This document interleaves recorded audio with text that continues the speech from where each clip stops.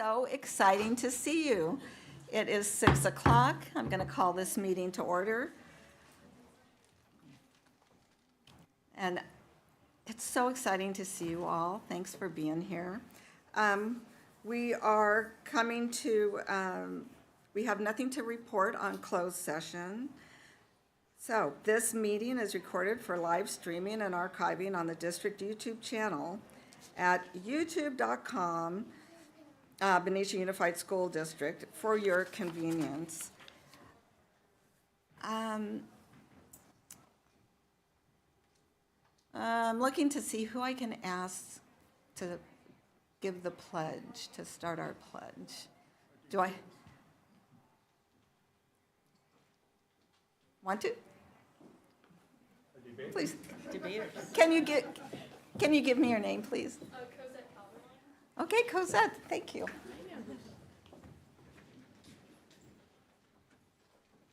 I pledge allegiance to the flag of the United States of America and to the republic for which it stands, one nation, under God, indivisible, with liberty and justice for all.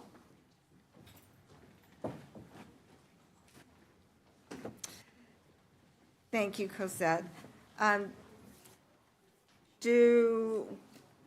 We are on item 7, approval of the agenda. Can I have it first? Move that we approve the agenda as written.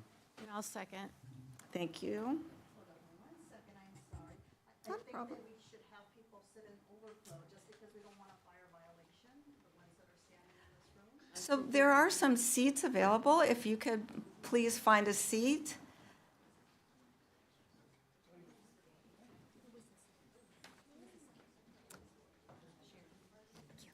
Hey, Rach. Please find a seat. There are seats available. And there's overflow in the gym. And there's overflow in the gym, if you prefer that. Oh.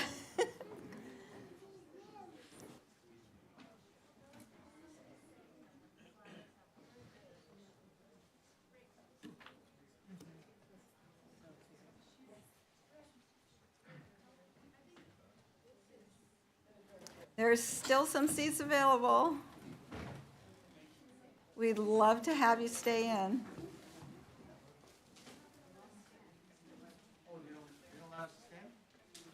We would rather have you sit if you can, please. And there's overflow in the, other room.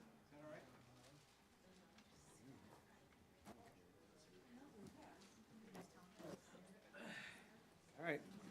So we are to item number 8, and it is my pleasure to invite Dr. Wright to introduce our fantastic debate team. Take roll. Oh, I'm so sorry. I'm so sorry. We had a first Yes. by Mark McSally, a second by Sherry, and all those in favor for approval of the agenda? Aye. Thank you. And so, Dr. Wright. Good evening. At this time, I would like to introduce Brianna Kleinschmidt, our principal of Benicia High School, who's going to introduce our debaters. Good evening.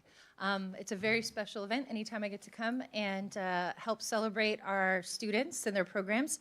And so tonight I'm honored to introduce some of our debaters from our award-winning debate program, as well as their coaches, Michelle Gaines and Tim Knox, who previously was a debater at Benicia High School and has stuck around to help us coach, and then also Cosette Calderon and Daniel Delgado.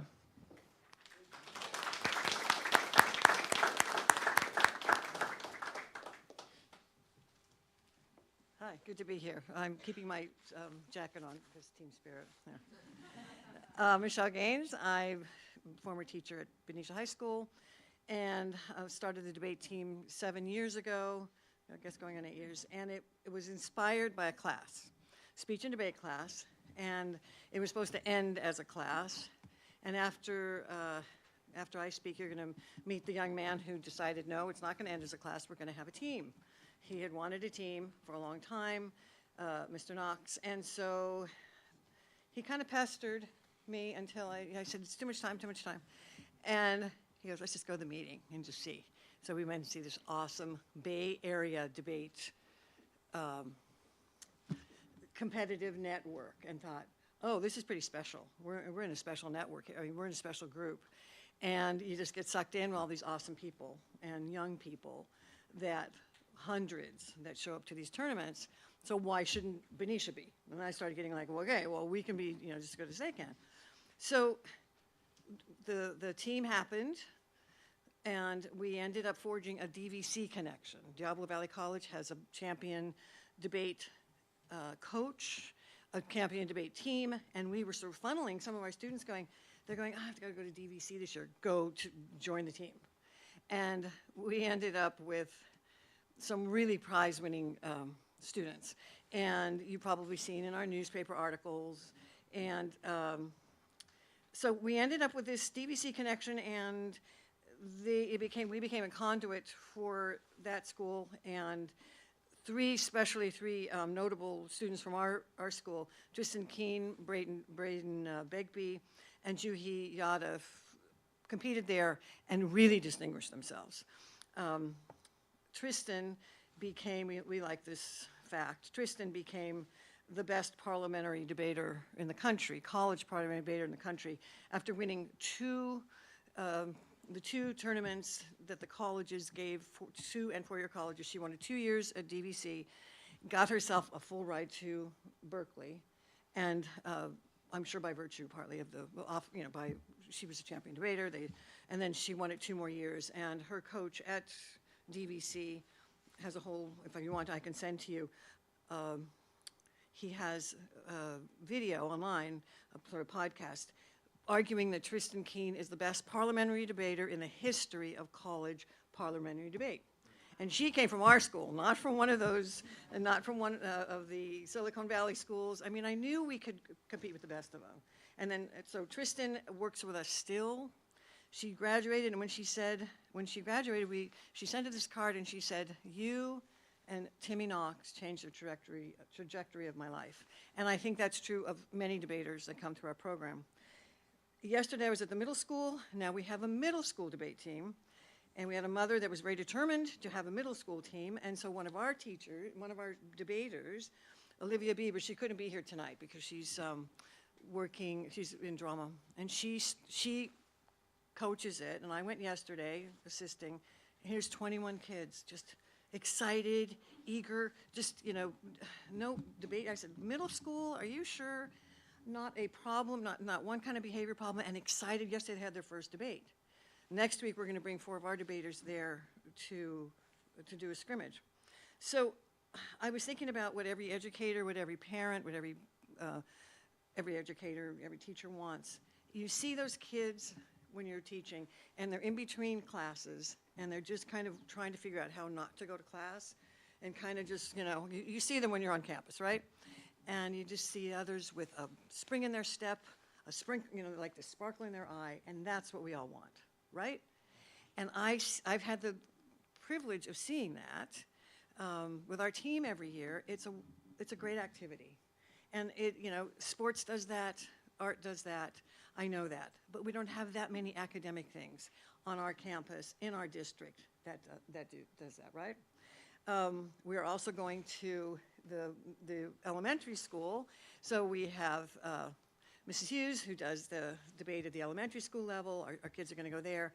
So what I wanted when I started to raise money was for the team was, when I went to the community, was we want a program, not just a team. And we're getting a program.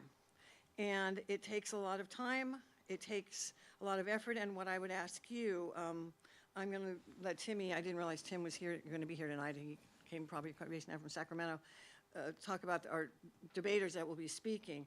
But what I would ask, now that I have you all here, for the district is to value this enough to embed it somehow in our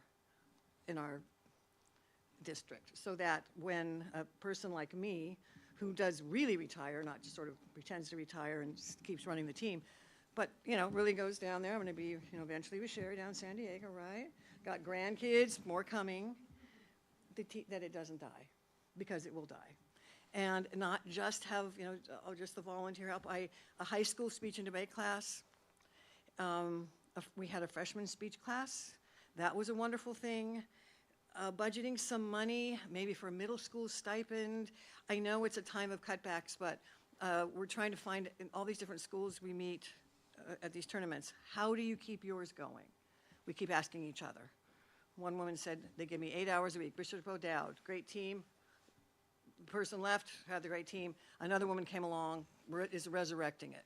They give her 8 hours a week of money, whatever. There's stipends. I get a small stipend. One of our teams get, one of our coaches gets one. But just if you value it, it's just like when you're looking for different programs to bring to the district. We bring in consultants, we bring in curricula. We want it to be something where the kids can really just get that sparkle in their eye and care about current events, because they're going to go and they're going to go debate and they're going to do, I don't have to tell you what the skills, what those skills mean for the rest of their lives. So, and I'm happy to work with whoever is willing to kind of work with us, and I'm sure Tim will too. He goes back and forth to Sacramento a lot and still has not abandoned the team that he loves. So, and we're going to go back to nationals this year, which is actually here nearby. So, and you'll meet those two debaters now. Thank you. And you have been supportive, and certainly our town has been supportive, and our principal has been supportive, and we thank you for that. And we just like to make it something that's not going to die. That's my hope. Thanks.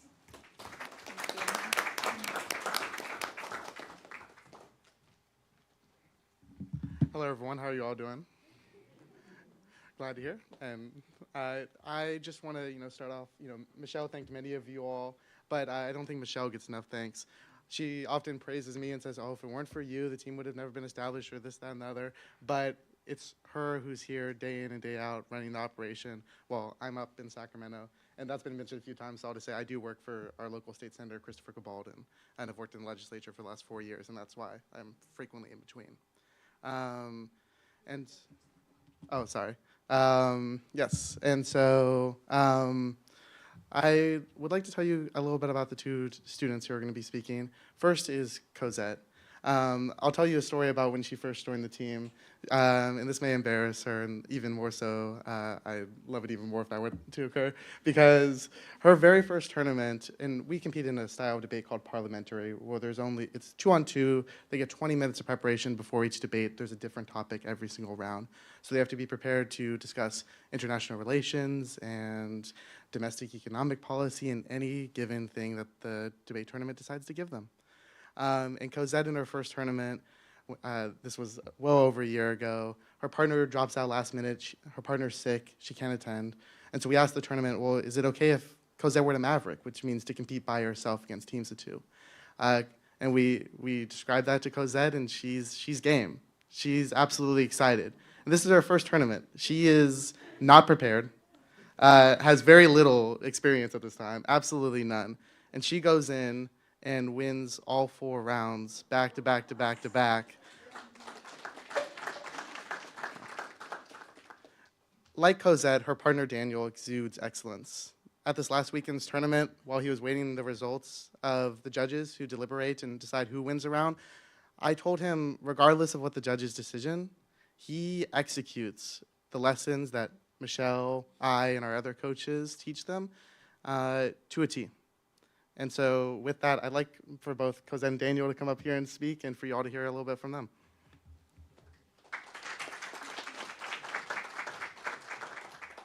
I guess it's never a good sign when you're the only one that hasn't written something, but I'll be in speech and debate, I'll try.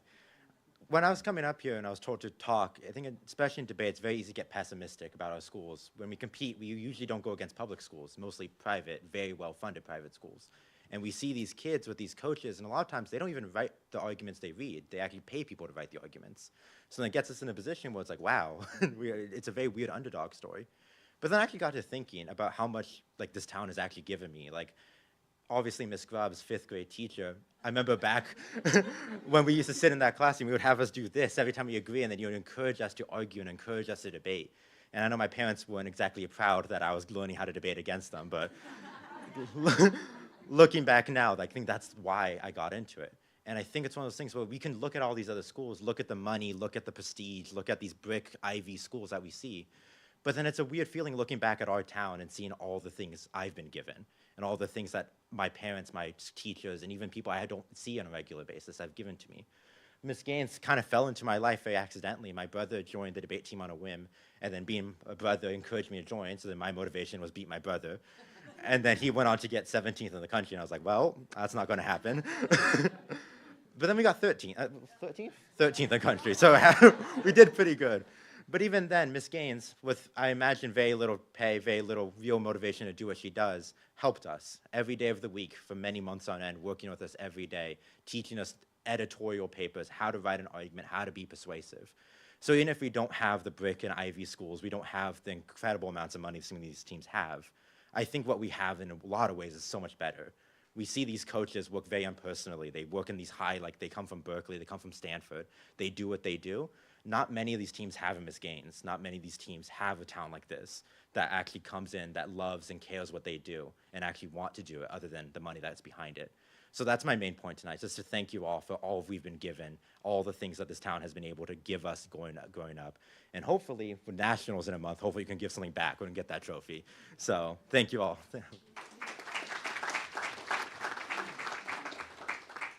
Hello and good evening. So in today's landscape, debate has gained a very poor reputation, in my opinion, and it's mainly because politicians always yell over one another, and what should be healthy political discourse turns into yelling matches. But that is not the sport that I engage in. I engage in parliamentary debate, which is all about being cordial to your opponents, and it is vital that we keep it that way. But the way that we do that is to encourage kids to understand the importance of public speaking and parliamentary debate. And I hope that this school board will see the importance of debate, but not just because Daniel and I have made Benicia High be ranked number 13th in the nation, but because there are simply valuable skills that the next generation can gain from this sport. So hello, you know my name is Cosette Calderon, but a little bit about myself is that I'm a senior at Benicia High School, so this is my last year here, and I am the captain of the speech and debate team. And my journey began about 2 years ago, and as it's coming to an end, I've begun to reflect on my journey. And one of the most important lessons that I've learned is that the losses completely outweigh any of the wins. And it's not for the cliche reasons that people are probably thinking about like, oh, never let yourself get down just because it's one loss. No. It's because I've learned that my self-worth is way more than a stupid plastic trophy I could ever win. And although the wins are very nice, I've learned that the losses have helped me forge deep and valuable relationships. And such a mindset is one I wish to keep with me as I go on to college. Without debate, I would have never been able to form such deep connections I have, and I would have never been able to gain the self-confidence that I currently do. So as my debate partner and I go on to nationals, I want to thank you all for your continued support because it has allowed us to become who we are.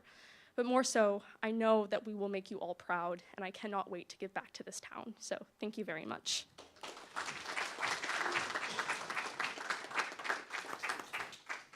I just want to really thank you and the debate team, Ms. Gaines, Daniel, Cosette. You do make us proud. Thank you. So now we go to 8A-B, which is Employee of the Years, Dr. Jennings.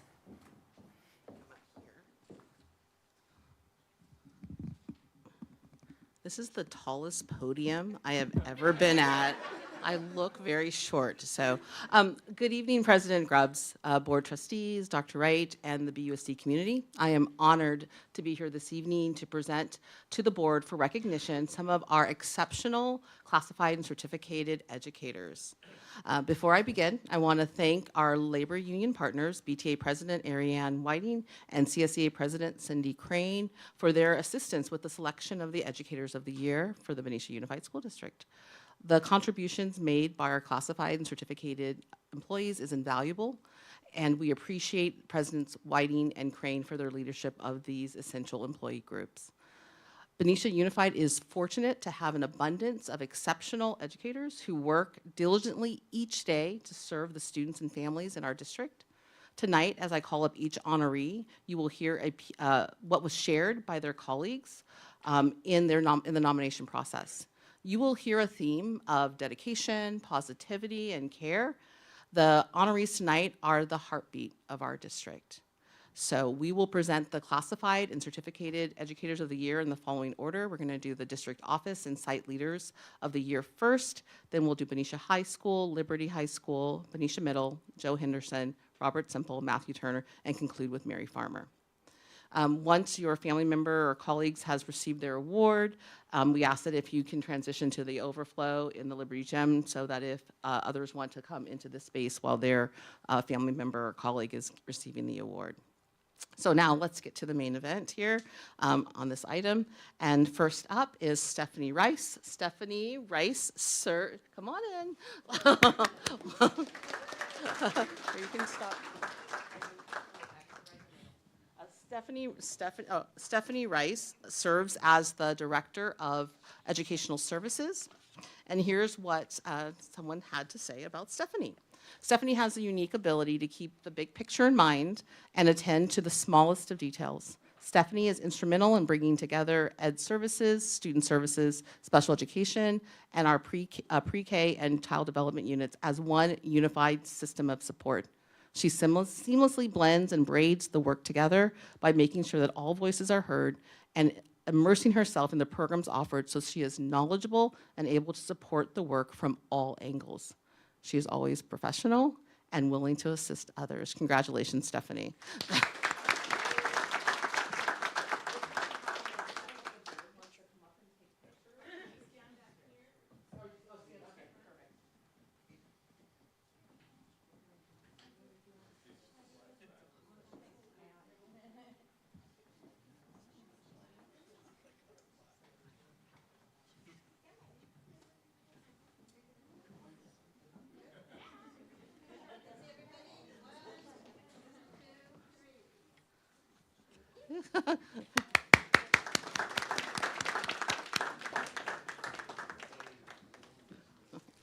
Next up, we have the principal of Benicia High School, Brianna Kleinschmidt.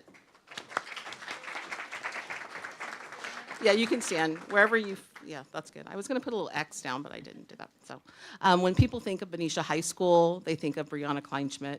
As the principal of the high school for the past 9 years, Brianna puts her heart and soul into the school, students and staff, parents, family, and community members. She enthusiastically attends nearly every school event, away game, performance, with a smile on her face. Her leadership has resulted in multiple honors being awarded to the high school. And for that, we are grateful. Thank you, and congratulations, Brianna.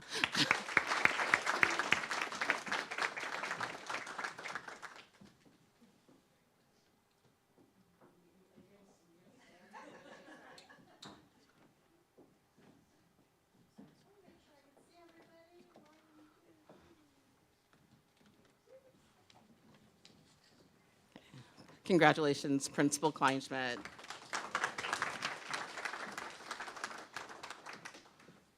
Next up, we have, Principal Kleinschmidt's going to stay up here. And next up, we have English teacher from Benicia High School, John Baker. Come on out.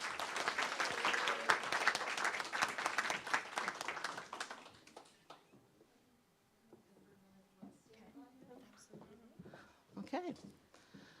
John's excellent teaching and collaborative leadership as a department chair for the English Language Arts Department has guided the department through years of positive change and outstanding student outcomes. John is thoughtful, reflective, listens to understand, asks great questions, and applies patience when working towards change. He has high expectations for all students and does an excellent job of preparing them for college and career pursuits. Congratulations, John.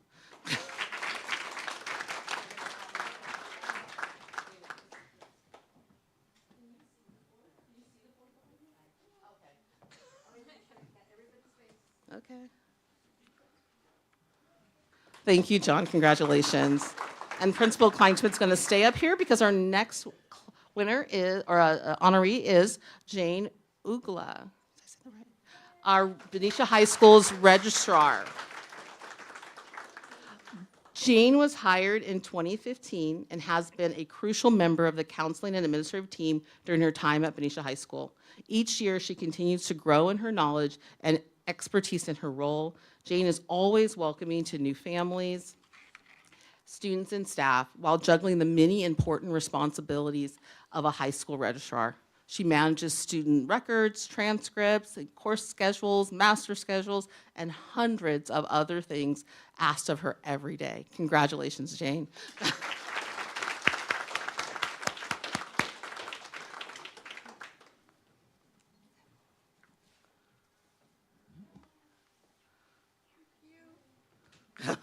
Congratulations, Jane. Next up, we have Liberty High School. We're going to have, go ahead, and we have Anita Carcomo, who is our Liberty High School office manager. And Principal Lewis has joined her. Thank you. Mrs. Lewis, can you hand her the certificate? Thank you.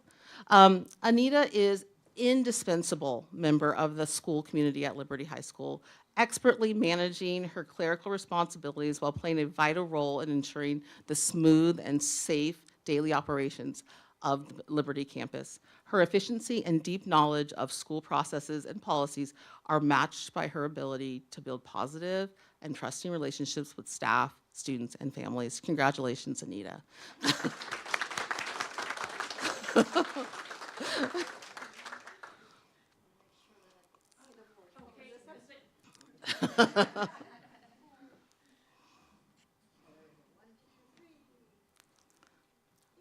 And I'm going to have Principal Lewis stay up here. Do you want to? And so, congratulations, Anita.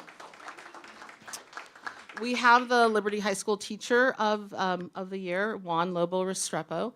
He could not make it tonight, but we want to still honor him, and I want to say a few lovely words regarding Juan. Juan exemplifies the spirit of Liberty High School. He is an extraordinary educator with his teaching deeply rooted in social justice and a commitment to empowering at-promise youth.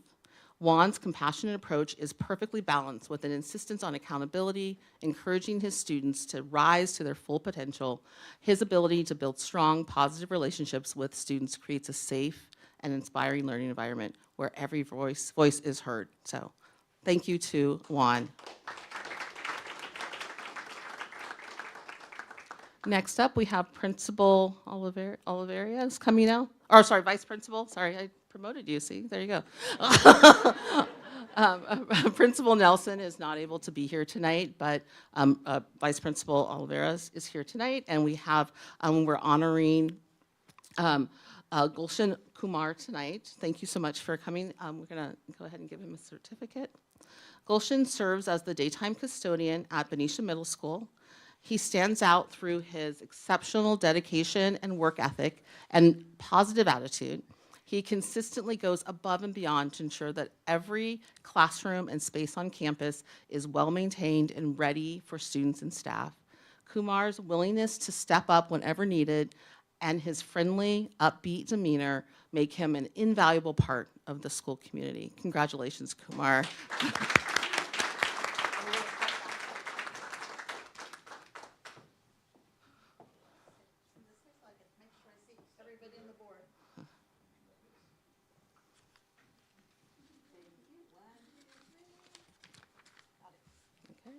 Congratulations, Kumar. And if you can just stay just for a second, Megan Nelson is the certificated educator of the year for Benicia Middle School. She also was not able to make it tonight, so but we still want to honor her. Ms. Nelson is an exceptional educator who sets herself apart through her unwavering dedication to her students and her holistic approach to teaching. She looks beyond academics to understand what is happening in her students' lives, ensuring that her teaching meets their individual needs. This approach not only fosters academic success, but also builds self-confidence and in her students. Colleagues describe her as inspiring, with one stating that they feel honored to learn from her in the classroom. So congratulations to Megan.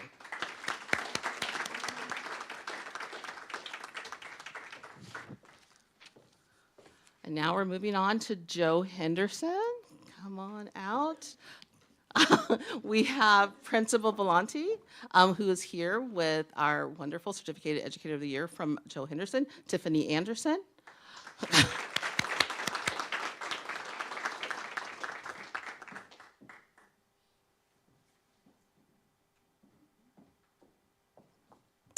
Tiffany is an amazing educator and advocate for her students. She has a positive attitude in all that she does and goes above and beyond as a teammate and a coworker. She is described by her colleagues as an educator who exceeds expectations in everything she does and is a quiet giver, always giving a hand where it is needed without needing a big thank you. So congratulations to Tiffany. So we're going to take a picture.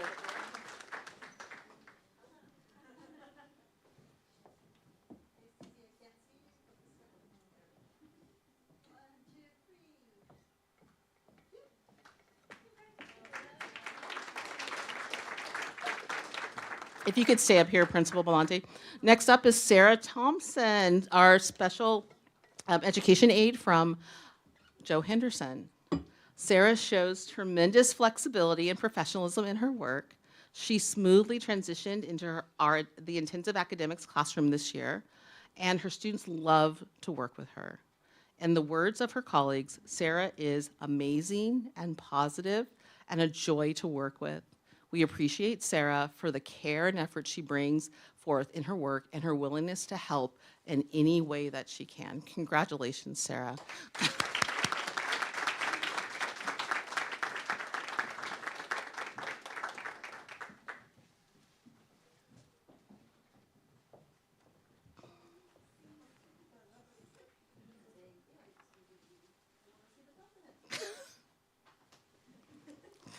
Congratulations, Sarah.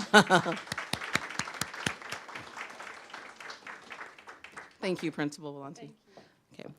Next up, we have Robert Simple Elementary School, Principal Moore, and Jessica. Oh God, she told me how to. Chiaro.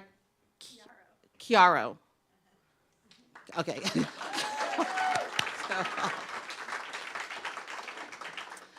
Jessica is not only an outstanding educator, but also a deeply compassionate and inspiring individual who goes above and beyond for her students and colleagues. Jessica has an exceptional ability to make learning fun and engaging. Her classroom is a place where curiosity is encouraged and every lesson is an opportunity for growth. Jessica is more than just a teacher. She's a mentor, a role model, and a genuine force for good in our school community. Congratulations, Jessica.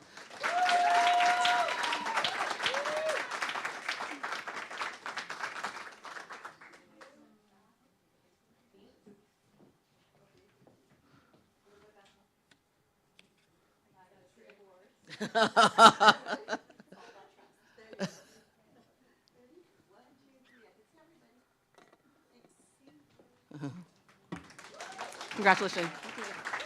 Congratulations. Next up from Robert Simple is their Classified Educator of the Year. And we have Lisa Wolf.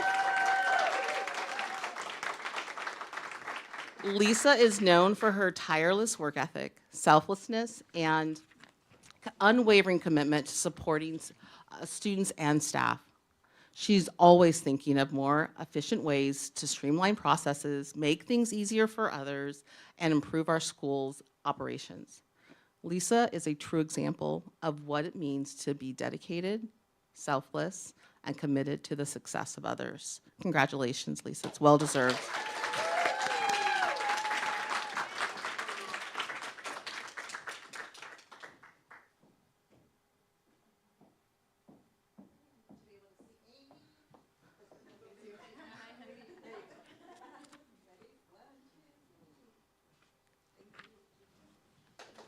Congratulations.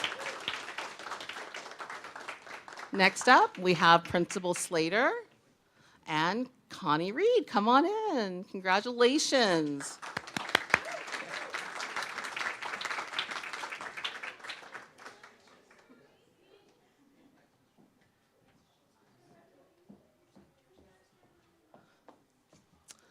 Connie is an exceptional member of the Matthew Turner Elementary community, known for her kindness, dedication, and ability to build strong relationships with students, staff, and families. Every morning, she greets students and families at the gate with warmth and encouragement, setting a positive tone for the day, regardless of the weather. Connie's dedication, adaptability, and caring nature have made her an invaluable asset to the school community, and she is truly deserving of this recognition. Congratulations, Connie.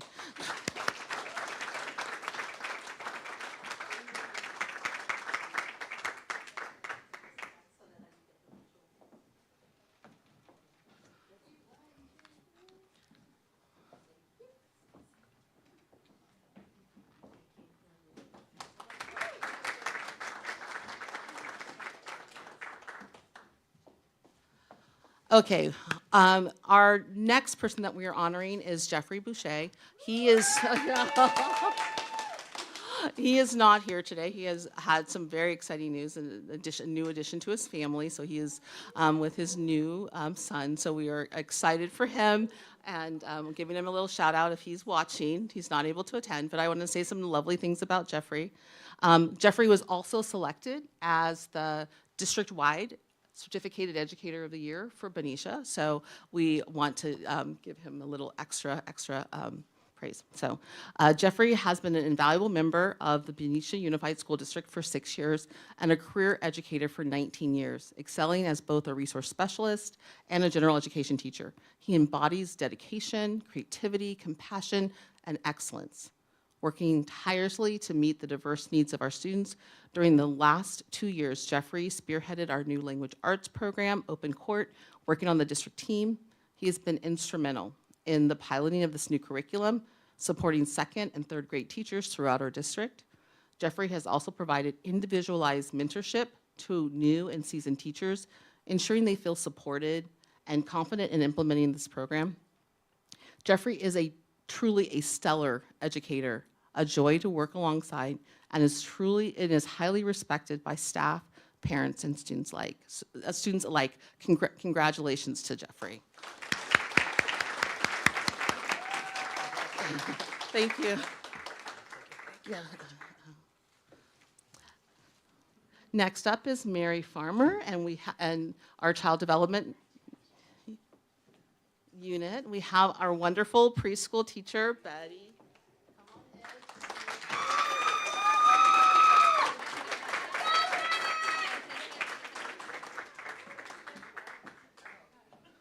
We are excited to recognize one of our tremendously talented preschool teachers.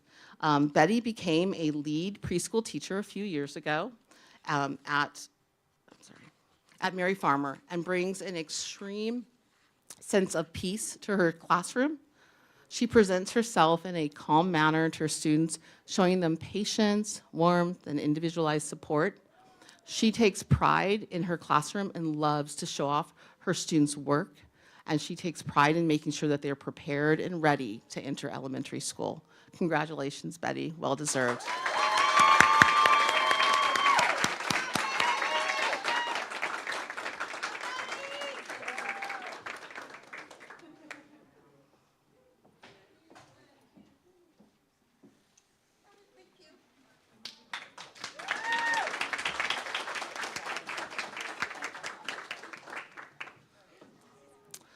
Next up is Principal Fleming and Mary Farmer. Come on in.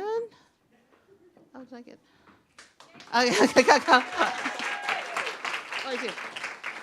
We have Hal Birkin.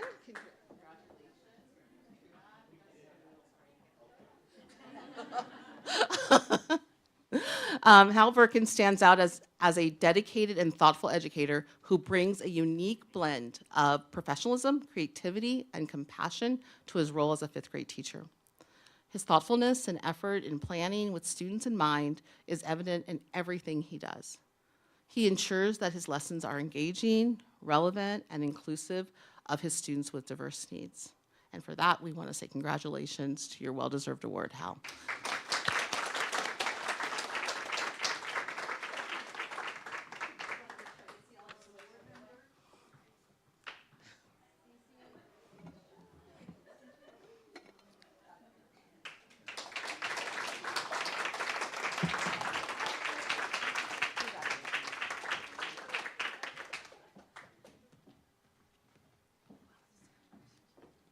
Okay, we saved the best for last.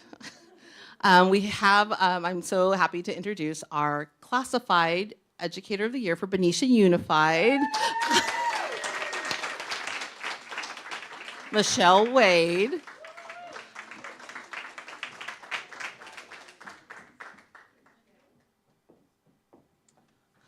Michelle is distinguished by her unwavering dedication and ability to positively impact everyone she interacts with.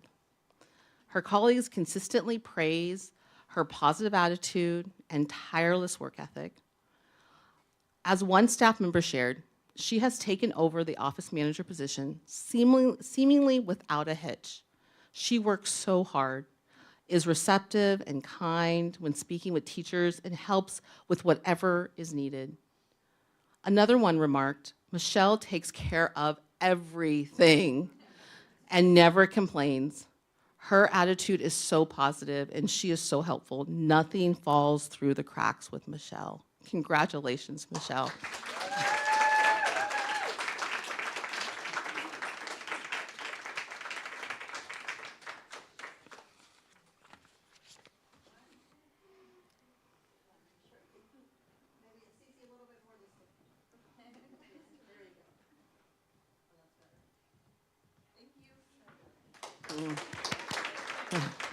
Congratulations. And just a couple of little notes. We have this wonderful recognition by the board for our wonderful certificated and classified educators of the year. We also do a Night of the Stars where we do a more formal with dinner and dancing and even more awards. So we invite everyone to come on May 9th. The invitations will be going out in a couple of weeks to reserve a spot for the Night of the Stars. And so we're looking forward to that event and really celebrating all of our wonderful educators one more time. So thank you.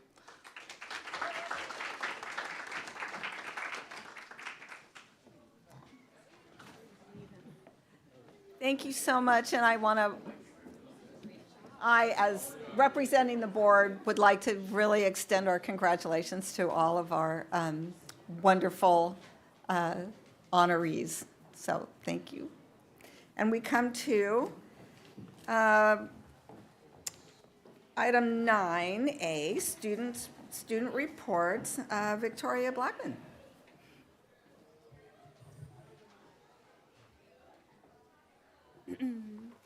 Good evening, President Grubb, Superintendent Dr. Wright, fellow trustees, and cabinet members. Celebrating Women's History Month, we have the League of Women Voters coming to give a presentation about the importance of voting and empowering young people to be part of our democracy. We are also planning to visit Rosary the Riveter Museum in Point Richmond. There, we will learn more about the contribution made by those that work on the home front and the roles played in the success of our military. Finally, we are planning to attend the Women in Construction event in Fairfield.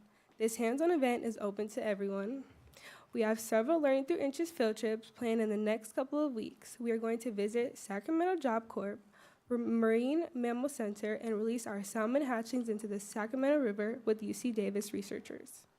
In 2 weeks, students along with Mr. Nelson, Rick Small, and other mentors will be going skiing and snowboarding at Palisades, Tahoe. We are partnering with the nonprofit organization Ski Duck. This organization is dedicated to enriching the lives of at-promise youth by teaching and sharing the joys of skiing and snowboarding. They provide free days, skiing and snowboarding, including free lift tickets, rentals, and lessons. I will be going. Lastly, we would like to invite you all to Liberty Spring Open House. It will be this Thursday, next Thursday, April 3rd at 5:30.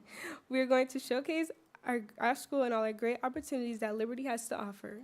More information can be found on our website. I personally invited Miss Lynn from BHS, the Wellness Center's teacher. On behalf of Liberty High School, thank you.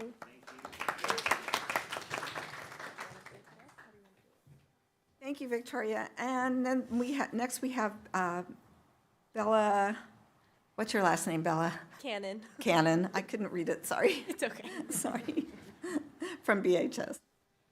I apologize. I had my report printed. I don't know where it went, so I would be reading it off of my phone. Okay. Hello, President Grubbs and fellow council members. Within the last weeks, Benicia High School business class opened up their paw shop for the first time this year, and they will be operating Tuesdays and Thursdays at lunch. They will also be going to different various sporting events such as baseball games, and they will be selling there as well. The senior bulletin was posted, allowing seniors to get caught up on upcoming events and find things such as new scholarships and look at the new senior bundle. The senior bundle includes things such as a prom ticket, senior ditch day, the senior t-shirt, and more, and it gives seniors a chance to buy them all at once with a reduced price, which is pretty nice. And then last week, the Black Student Union hosted a Spirit Week, and it went very well. Students had fun dressing up for 2000s Day and wear your favorite shoes day, to name a few. Many access events happened, including learning about going into the trades, and then improv also had a show last Friday. Over the weekend, debaters Cosette Calderon and Daniel Delgado made it to nationals, and I, also on the debate team, won the Lions Club second speech contest. Thank you. This week, the WASC committee came and visited our school. I believe either today or yesterday was the last day. They walked around and interacted with students to learn more about our school. Leadership hosted a movie at lunch to kick off Women's History Month, showing Hidden Figures. This Friday, improv has another show at, how do you pronounce that high school? Armijo High School, and they're going to be doing a cage match. I don't know exactly what that entails, but I am excited to see it. Today, leadership students went on a field trip to see this year's prom venue, which is the Asian Art Museum. I was included in it. We are all very excited for it. This week is the last week for AP exam registration, so students are all getting that done. March Madness has started signups for the upcoming basketball tournament at lunch. Students can create their own teams and go up against one another, and even play against teachers if teachers want to create a staff team. And then ASB elections have started, and candidates have to fill out a packet for their first part of the election and submit it at the end of this week. In the upcoming weeks, the schools around Benicia Unified School District are participating in the first Great Note Exchange. This event is hosted by leadership students, including myself, Abigail Maldonado, and Janessa Lee. Classes across different schools will be writing kind notes to one another, and they will be dispersed amongst all of the different schools. Schools will not be receiving their own notes, and they will be getting notes from all of the other schools.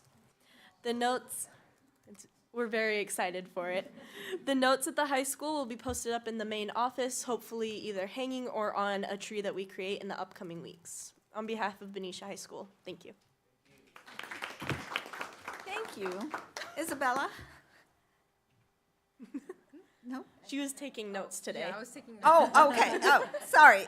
So, ladies, if you would like to go on about your evening, you are certainly welcome to do so. Thank you so much for being here and reporting out. We appreciate you.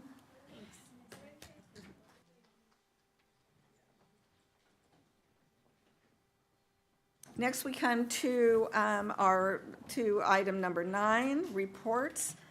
And we have Dr. Wright up next. Good evening.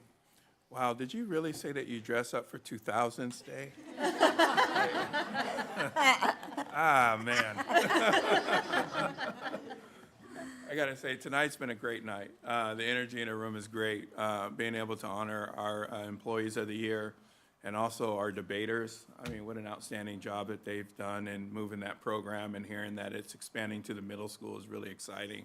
So I think we're gonna be a force to be reckoned with for years to come. Benicia High School has been a celebration pretty much all night too, because they also finished their WASC visit. And WASC is Western Association of Schools and Colleges. If you're not familiar with that, it's the accreditation. So they come to your school site and they take a deep dive into your programs, and they write a report, and they give some recommendations for improvement. And the key to success for WASC is that you're doing WASC all the time. So once you get your report and you get your recommendations, you're constantly working on it and improving your programs. And if you're doing that, you're typically successful as you're moving forward. And it was evident that Benicia High School has done an outstanding job of that, because as we met with the WASC committee, I think it was on Tuesday, we met with them Tuesday morning, they have great things to say about the program. They're excited about the leadership, they're excited about the teaching and instruction, our facilities, And it was great to hear that feedback. At the end of the visit, they usually write a draft report before they leave, and it's pretty involved. And they give some recommendations, and they also give some rankings. So we had an opportunity to look at it briefly, and I think we have effective, highly effective, and effective in all areas. So we're looking forward to an outstanding final report that we'll get probably early summer. But congratulations to Benicia High School, Brianna Kleinschmidt, Iona Morgan, and team. Another fantastic job. March is a month of recognition. So on Friday, March 7th is National Employee Recognition Day. Gives us an opportunity to thank our employees for their contributions to our organization. Historically in Benicia, we usually combine it with the teacher celebration in May. So we'll celebrate our employees in May, but we just wanted to just reach out to our employees and just thank you for your hard work. It's also Developmental Disabilities Awareness Month. This month dedicates time to increasing awareness and understanding of people living with developmental disabilities. Gives us an opportunity to promote inclusion and acceptance and the rights of those living with disabilities. So this will lead to greater understanding for all people worldwide. March 31st is International Transgender Day of Visibility. International Transgender Day of Visibility. It's celebrated to bring awareness to transgender people and their identities, as well as recognize those who have fought for their rights for transgender people. National Irish American Heritage Month. March is National Irish American Heritage Month. It celebrates the Irish American heritage and culture and pays tribute to the contributions of Irish immigrants and their descendants living in the United States. I also want to bring attention, it's Ramadan, the month of March. For most Muslim communities, Ramadan, students may be fasting during the school day or may need time to exercise prayer, usually around midday, around 1 p.m. We just need to be mindful. So if they're in physical education, there may be energy levels may be low and may need to have some accommodations. And even lunchtime, they may need a sack lunch to take home because they can eat when the sun goes down. Just to be mindful. And I will end with Women's History Month, month of March. Established in 1987, Women's History Month recognizes all women for their valuable contributions to history and society. And tonight we'll honor Eleanor Roosevelt, who was an advocate for human rights, serving as the first chairperson of the United Nations Human Rights Commission. She played a key role in drafting the Universal Declaration of Human Rights, which was adopted in 1948. Eleanor Roosevelt once said, "No one can make you feel inferior without your consent." And that's all I have this evening. Thank you, Dr. Wright. Now we come to board reports. Does anyone have anything to report out? You want me to start? Please. Okay. Well, on Saturday, I was one of the judges for the annual 4th District California Lions Student Speakers Club contest. And Bella, I'm so happy to see you here this evening, who's a senior. She advanced to the next round, and her eyes are on the prize to accrue scholarships worth $20,000. So that's really exciting. So many thanks to the Benicia Lions Club and the 4th District Student Speakers Foundation for organizing and supporting high school students and for advocating the importance of public speaking. And best of luck to you, Bella. This week I had the opportunity to visit and tour Robert Semple and Mary Farmer. So I just want to give a shout out to the office staff and the principals for hosting me. It was a really, really great time. And Trustee Hirsch and I attended the annual band concerts for our elementary, middle school, and high school musicians. Kudos to all the students and job well done to our band teachers. One cool fact that I wanted to share with the group is that Benicia High School Band, I'll read this, was selected to receive a commissioned piece written for them to be world premiered at the Pacific Basin Music Festival in Hawaii later this month. The students met with composer Dr. Brett Abagana in November. Dr. Abagana took student suggestions and some suggestions from Ms. Crismond and had the piece ready by December. The piece is called Taking a Turn and includes many ideas that the students came up with and even includes every senior student's name written in code in the music. Cool. So those are my reports. Other reports? I just, really quick, I just want to say that I agree, and I'm so happy that we're getting the middle school debate team, because they're great, and Michelle has done such amazing work with them, and I'm so happy it's gone into the middle school. And secondly, you might notice I'm wearing a Dr. Seuss shirt, because this week was Dr. Seuss's birthday, also known as Theodore Geisel. And he would have been, or he died in 1991 at 87 years old. And he was such a bright light for young children, confusing sometimes his stories, but just an amazing author and had ideas that were, incredible. And you still see the books on shelves, and everybody really enjoys reading them. So I just wanted to shout out to Theodore Geisel, Dr. Seuss. Thanks. And I just have a couple things. I also attended the WASC visit with the district staff on Tuesday and learned a lot about, I was very impressed with the depth of the questions. They asked a lot of really tough questions, and I thought the district did a great job answering them. I saw the two of the WASC reps at the Music in Our Schools and said hi. So maybe that helped in our report. Yeah, I did. Yeah, I did. And the other thing I wanted to mention along same lines as band, I attended my first drumline competition this weekend. And wow, our middle school drumline was the only middle school to participate in this competition. They did phenomenally, and it was so cool to see that the high school came and clapped for all the middle school kids when they were done, and it was just really great to see that. It's not intergenerational, but what do you call it? Yeah, camaraderie between the older kids and the younger kids, and you know, we talk about making our district the best district, and that it's not all about just our hard scores. And I think that's so true with our band, with our debate, our drama, all of these different elements. It's very cool. So. Thank you. Can I go back to WASC just for a quick second? I just want to just say, because I had an opportunity to serve on WASC committees, and I just want to they're volunteer committees, so if any of you ever feel the need to want to be on a WASC committee and visit schools, they're always looking for volunteers. I will say that you learn a lot, and you're able to steal ideas and take them back to your site. So there's always an opportunity for that if that's something that interests you. So. Okay. So last week, we have our LMI meetings once a month. And that's our labor management group.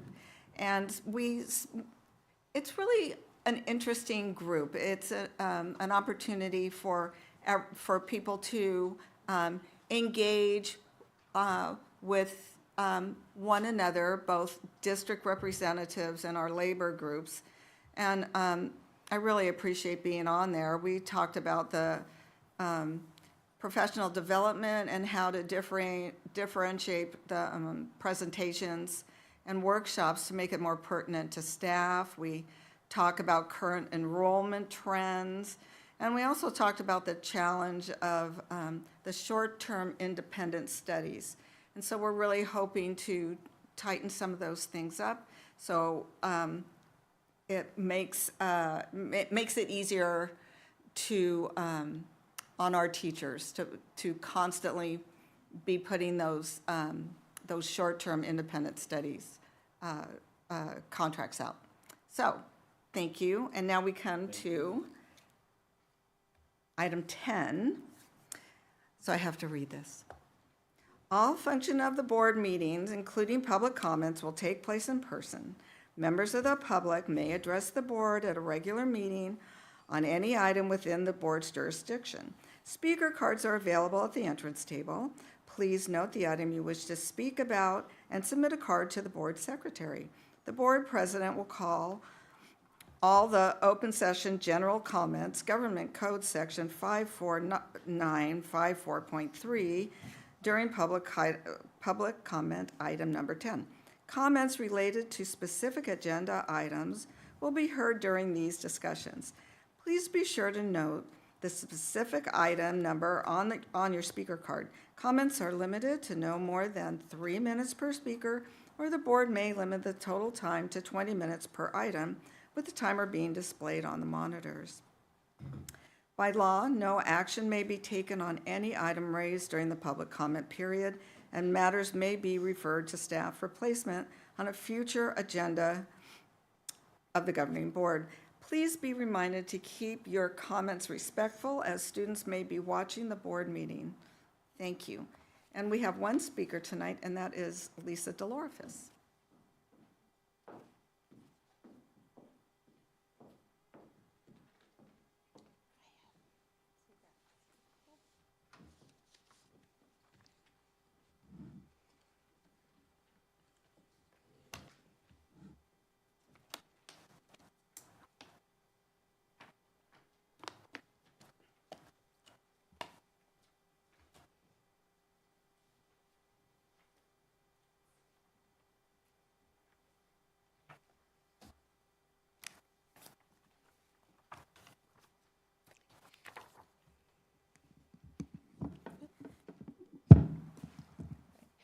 Good evening.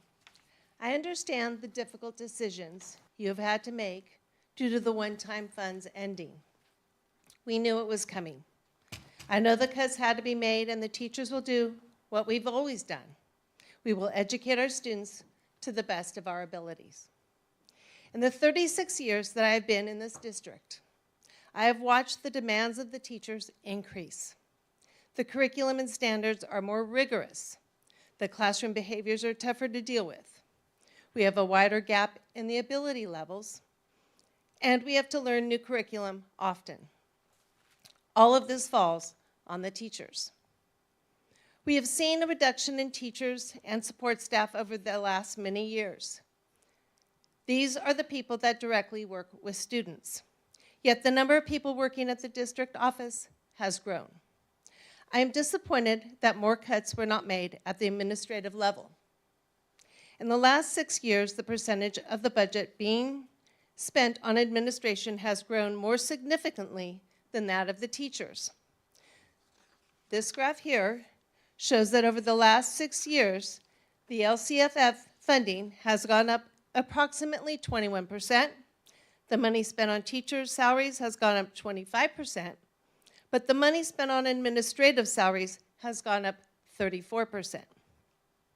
I've added services and operations to the graph because it has had the most significant growth at 100%, and I'm not sure why.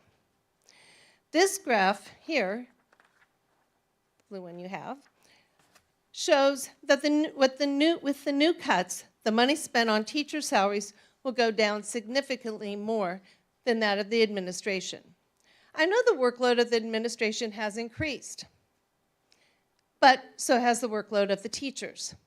The pie charts show the approximate percentages of the budget spent on teacher salaries, administrator salaries, and services and operations for 6 years ago. For 6 years ago, currently, and a projection for next year. With the cuts, the teachers section of the pie for next year will be less than that of the pie 6 years ago. Yet, the administrator section will be larger. In prior years, when things got really tough, Benicia Unified put the burden on the district office. While they cut programs and made changes that affected the teachers in the classrooms, the cuts made at the district level were massive. I'm disappointed that the district administration feels they need more support than our students. Thank you. Thank you.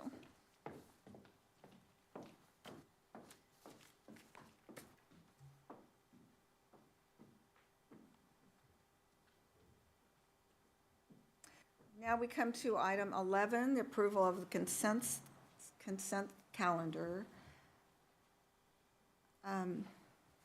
Do I have a motion to approve? I move that we approve the consent calendar as written. I wanted to, before we go on a second, I wanted to have a little bit more discussion on G, which was the facility fee schedule. And I understand there's a motion. I just was hoping we could get some clarification on, aspects of it. Okey-doke. So, Dr. Wright, I was wondering, because I know we approved a facility fee schedule not too long ago, and I did look at them, and I was just curious if you could kind of explain how this one is different. Okay, yeah. Good evening. So we approved a revised facility calendar, I think it was May 2024. This one differs, excuse me. There's been a couple of additions, some line items that were added to this particular schedule. If you look at this, you're going to notice that there's a tennis court line added, which wasn't there previously. I don't know how our maintenance and operations department charged for those. They did, but there's just no line item for it, so we wanted to make sure it was transparent and on a document. And then also a parking lot as well. Sometimes user groups are want to rent the parking lot to do blood drives or clothing drives, and there was nothing on there to identify the price, so they just kind of figured it out. So we wanted to make sure that that was indicated on this document. Also, you'll see that on a document from May 2024, stadium lighting was identified on there at $50 an hour. What we did on this document is we left the language open for, we would give a quote based upon what you're renting versus just a flat rate of $50 an hour. So it gives us a little bit of flexibility and the user group's flexibility to have some discussion on how much lighting is used for that particular rental. So we wanted to create some flexibility there. Also, we had services on this document. So we had custodial services at $50 an hour. We also had campus supervision services at $50 an hour on this document. We removed that from this document because it really didn't belong here. This is a facility rental schedule, not about services. The services will come with the contract. So we just put a note that, services may apply if necessary. And typically when you rent a facility, custodial services is something that goes along with the rental at $50 an hour, but it's be on a separate rental agreement. Okay.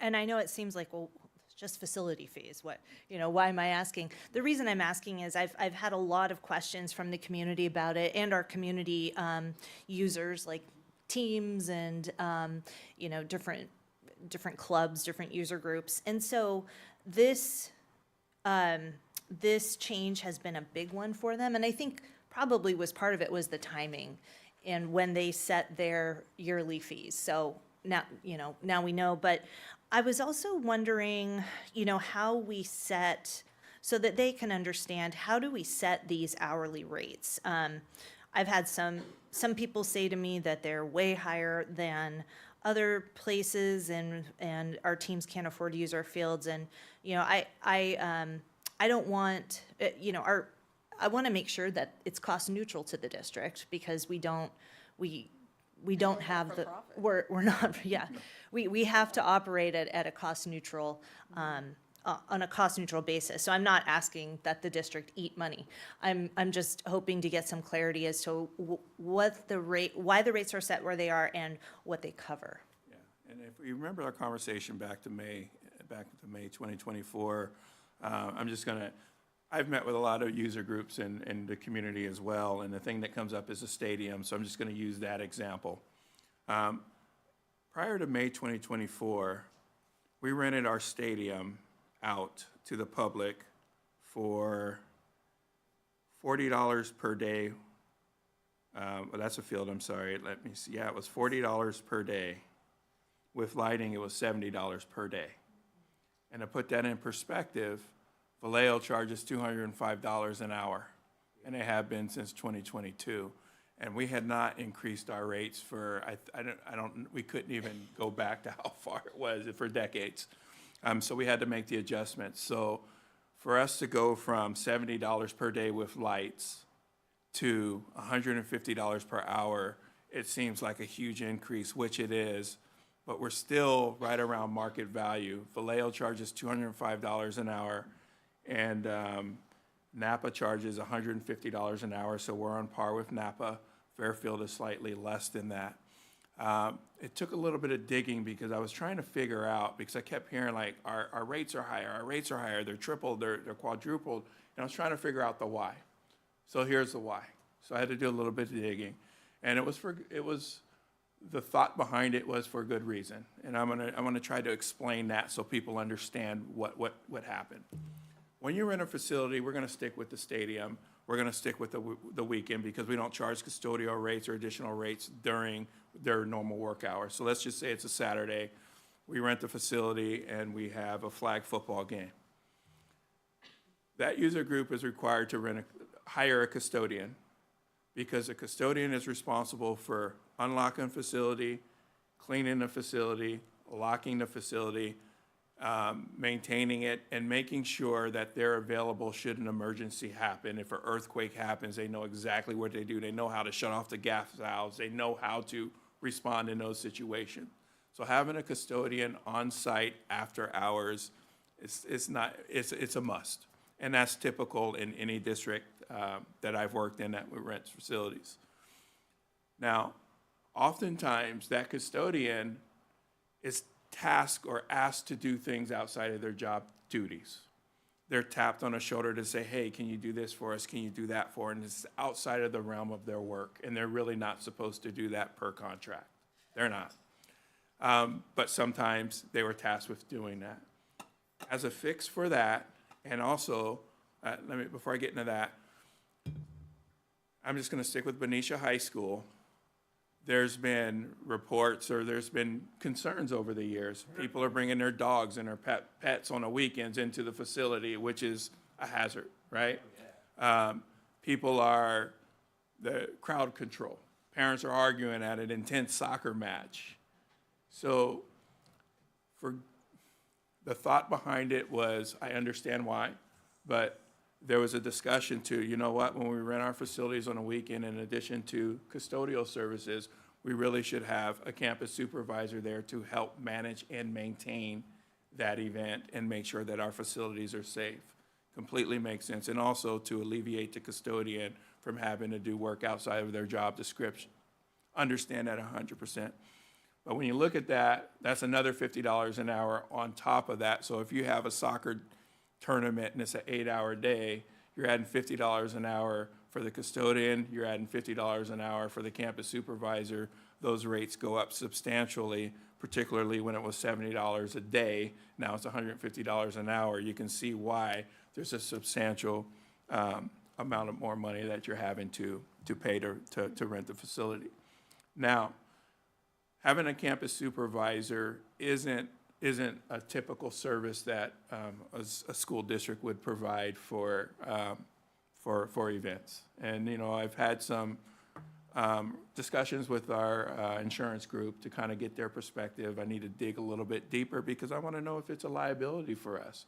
If it's an outside user group that's renting our facilities and two parents engage in a fight and our campus supervisor intervenes and breaks it up, are we as a district then liable for an event that's not even district? So there's some concerns there. And also, we need to have some conversations and some discussion to figure out how we're going to address user groups who have large gatherings. So if you have a track meet and 2,000 people show up, and all we have there is a custodian who's responsible for unlocking, locking, and cleaning the facilities, that's also a liability there too. So we have to figure out that middle ground on how we're going to manage that piece. I think in most cases, we probably need some language that states that if for a large event, you may be required to hire additional custodians and you're responsible for your security. So those are some conversations that we're going to have, but for the purposes of what we bring forward tonight, we're bringing forward a facility fee schedule. So we want to make sure that we're able to get this secured. And we have to have some additional conversations about the management of user groups using our facilities to make sure that we're protecting the district and the liabilities from liability. Thank you. I have just some follow-up, just in terms of on that note in particular, that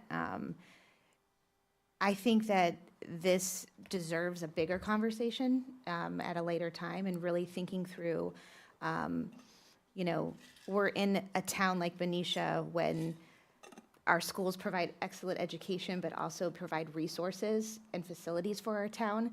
And so I think that we have to really think that through in terms of how can we support our community. So it goes beyond just a fee schedule. I think we should really think about how can we support and how can we provide contracts to our Benicia organizations. You know, this really helps sort of that funnel through when we think about there's not any real sports teams in middle school. So a lot of people are playing recreational sports, and this gives our, you know, funnel through to high school. So I would really like to see us as a district take a step back and think about, you know, how can we think about the bigger picture of what we're providing Benicia. And also think through, you know, ensure we're giving priority and cost effectiveness to our Benicia organizations.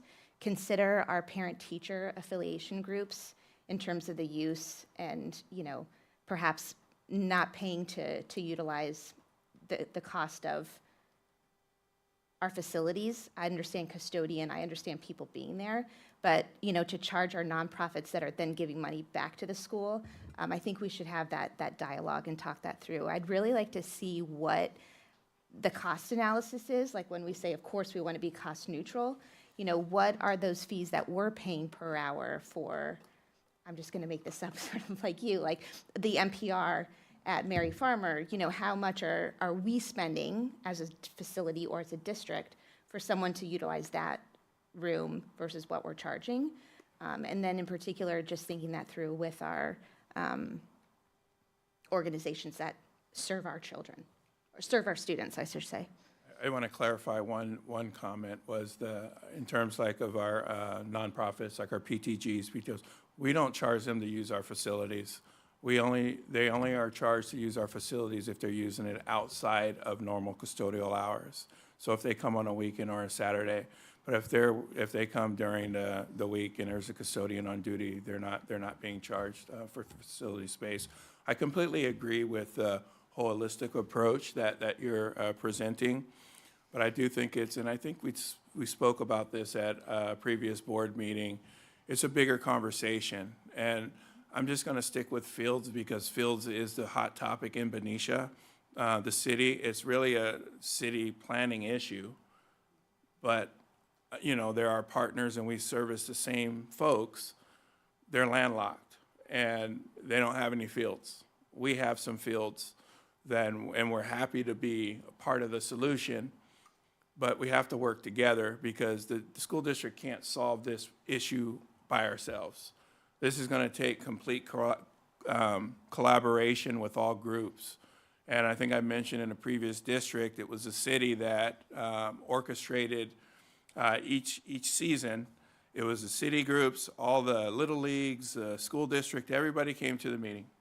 And there was a big schedule and a big chart, and everybody knew who needed what and when they needed it and how we can work together to make sure that we met everybody's needs. Something like that has to happen in Benicia, because what's going to happen, and which we haven't really put out there yet, is that we have two fields that we're gonna put shovels in the ground this summer, a baseball field and a softball field. And those are gonna be some lengthy projects to put turf on those fields and put lights up there, which may move into their seasons. And when that happens, the high school sports are gonna be displaced, which means they're probably gonna get priority to the community fields, which means some of those community user groups may be displaced. So this is a bigger conversation, you're right. And yes, I completely agree that we should prioritize Benicia sports or Benicia activities versus outside. I don't know of any outside, but I didn't look into it either. But yeah, it's a bigger conversation, and we do need to organize and figure out how we're going to schedule and try to accommodate as many groups as possible.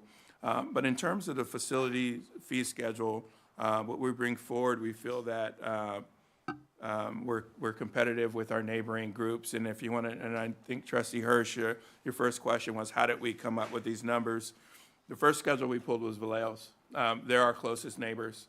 And I'm going to say that looking at theirs, we wanted to make sure that we were under them because I felt their rates was like, wow, you know, it's $205 is a lot, you know, going from $70 a day.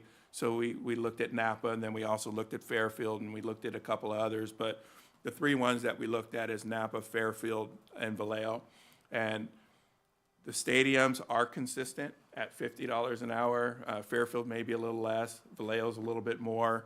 And if you look at other facilities, some folks are all over the place. So we also had to look at our starting place and where we were prior to May 2024 with our rentals and make some adjustments. We do have to also remember that we're not making a profit off of any of this. We're losing money. But we also have to figure out how much are we willing to subsidize because it hits our general fund. And we got to understand that, and I'm going to thank the governing board that passed Measure S, because when that happened and they put in a turf field at the stadium, they made a commitment to put away money for that turf replacement, and we're coming up on 10 years, and that's going to happen. But what we haven't discussed is an ongoing maintenance of that turf that costs money, the lights. So the lights right now, the reason why we wanted some negotiation and not just say $50 an hour is because there's a program that we're probably going to bring forward and purchase. It's about $1,000, and it gives us the opportunity to do a study on how much the lighting's going to cost when you run a facility. But we want to do that over a year so we can hit all season, fall, winter, and spring. And I think it's important that we start this process this upcoming year because we're going to add 2 additional fields with lights, and we're going to need to know the cost of those fields and how much it is to operate the lights. And, you know, we're not making money. It's deferred maintenance, and it just goes into repairs. So we're happy to look into and do any studies that we need to and give you the data that you feel like you need. But right now, we feel like we've done our due diligence in researching surrounding districts, and we think that this is fair. In terms of the outside user groups, we've already, this week, we're no longer assigning the campus supervisor to those rentals. So the folks that have contracts, they'll see a much reduced rate. But we are going to go to the table next week and try to figure out, okay, how are we going to manage our facilities? Like, what is going to be that threshold when we're going to have our user groups go out and either show up with your security, contact Benicia Police Department, and just have some guidelines. And there's some other districts that have some manuals that we can use as a base, so we're not starting from scratch. But I just wanted to let you know that that part is already in motion. We're talking about doing the survey of especially the lights, the stadium lights are the expensive ones, and then move forward. Yeah, we want to support our user groups 100%. That's great. I also would like to, suggest that eventually we think about a policy, a board policy towards our facilities and our facilities use. And as we think about, the conversation of creating a foundation or talking about a partial tax, I think we need to be really transparent with our community about this is a hot topic. And so I really think that we need to make sure that we're having that bigger conversation. So for the reason that you said, I feel comfortable with the fee schedule, but I do want to say I want to bring this back. And, perhaps this is to the facility steering committee, that's where the conversation starts and starts to build out from there. But I think that this should come back to the board in a bigger and broader picture of what we're doing as a district. Yeah, we'll be happy to come back and do a presentation with some data. Thank you.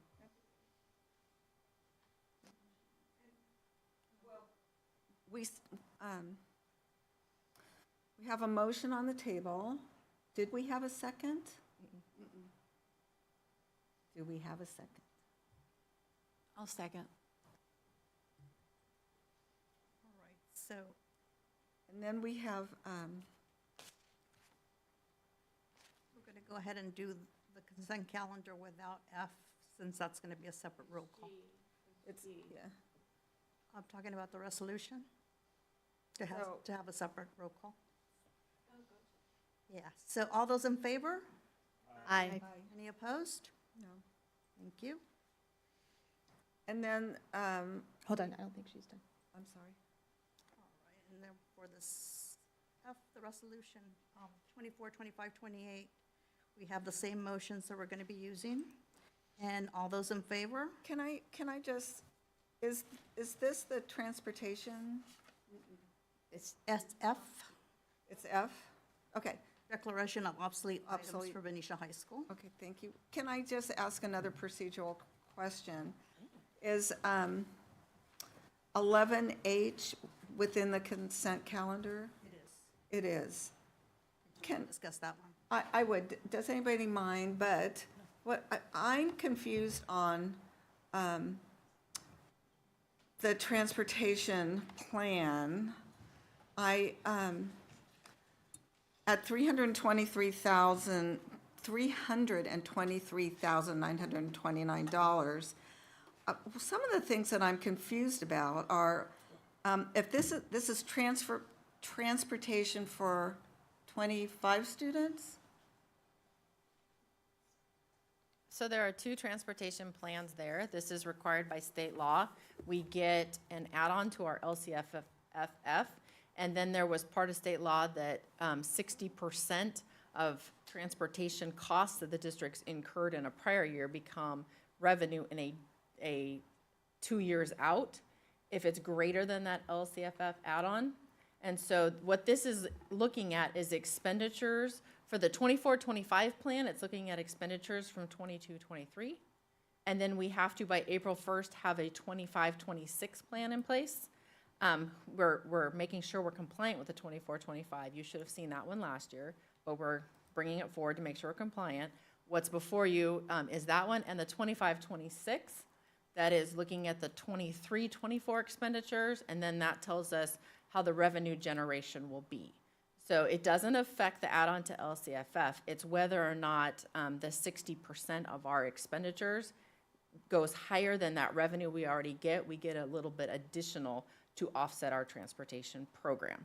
So that's the plan, and it's the language in it was established in 21-22. It doesn't change at the top. The only thing we update each year is the cost for expenditures that have happened. And so the question was, how many students does this serve? Special ed specifically is 24 students, and that's where those transportation costs come in. The other items that serve our students has to do with free bus passes. So the expenditure side that you're seeing is directly connected to our required IEP-driven special ed transportation. So forgive me, but I'm looking at this, and 23-24 was $323,929.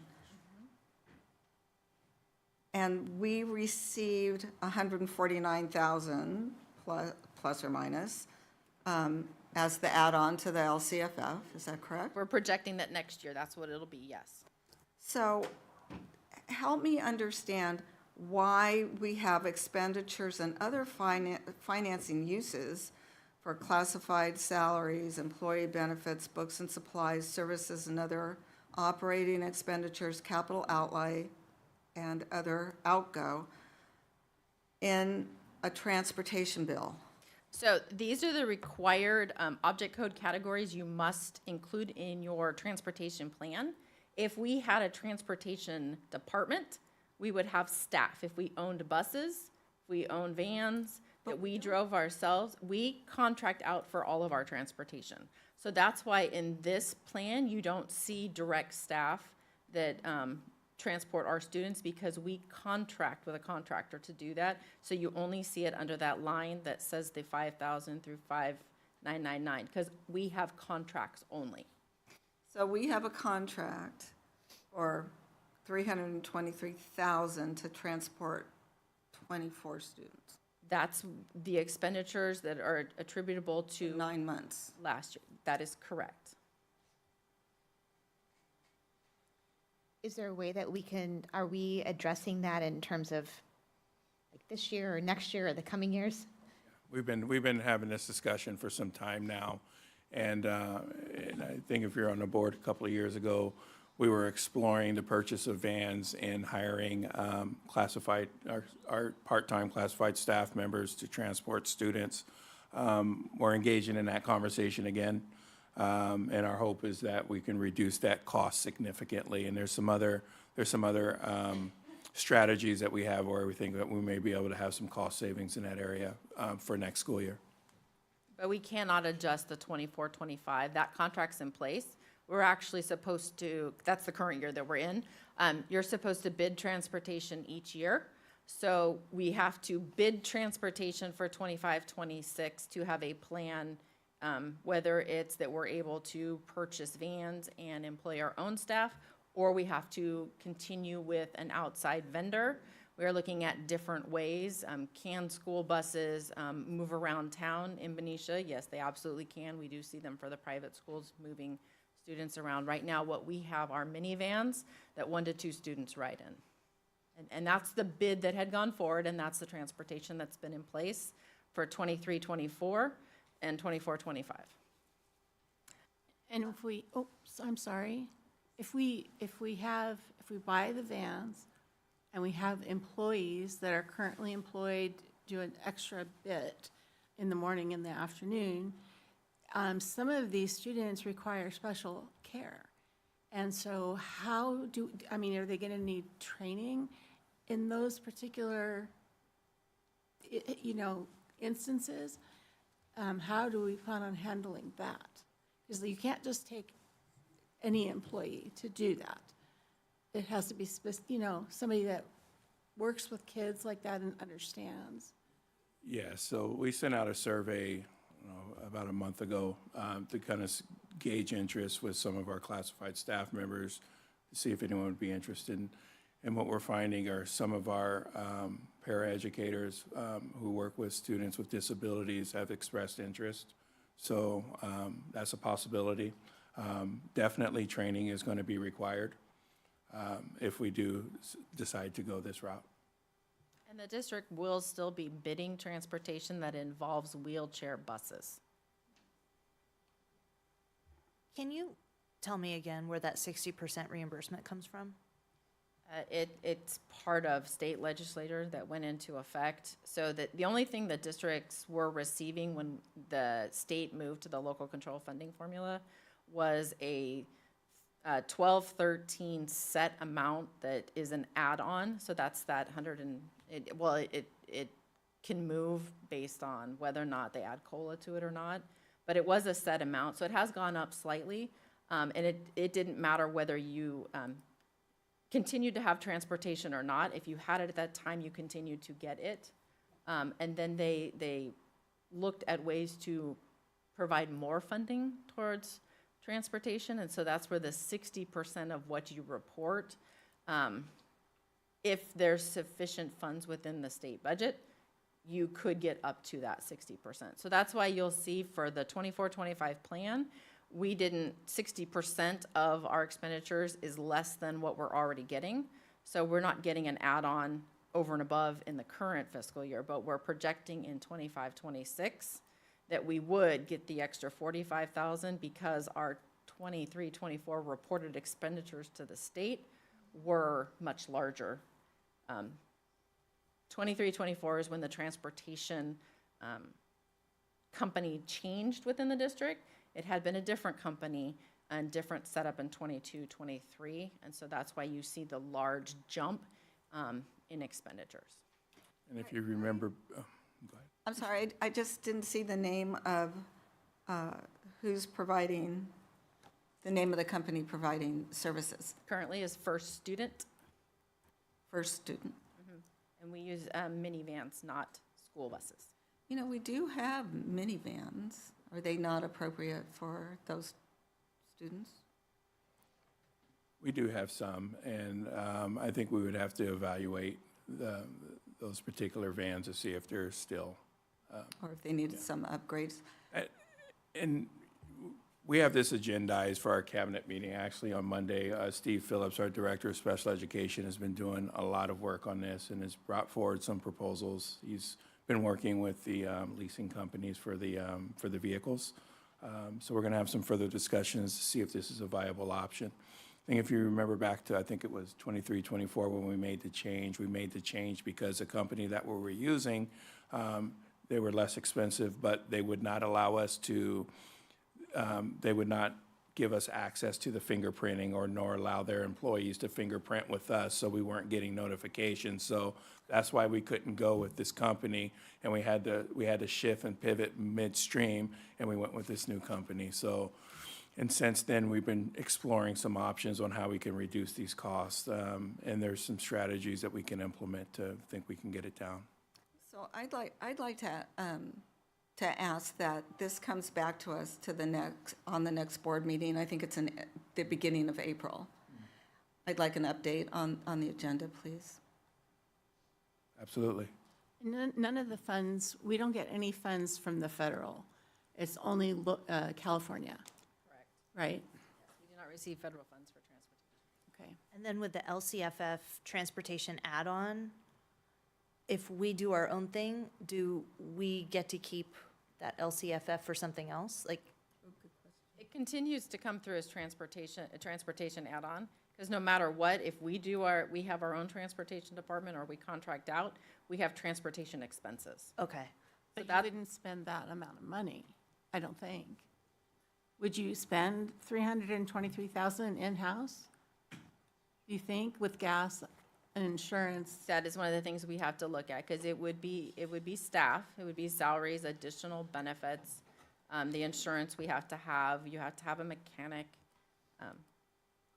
But we would be running it ourselves with our. Thank you. You know, I appreciate you, Trudy, and you're so transparent with the numbers. I've never seen this before. So evidently, none of us have seen it before, so I want to thank you for bringing it forward. Also, when it comes back in April, if you could give us a line by line, as you always do, I'd appreciate that as well.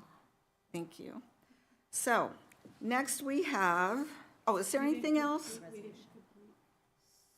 So it's clear that it passed right now, because it had already been voted on, and okay, I just want to make sure it's clear. Okay.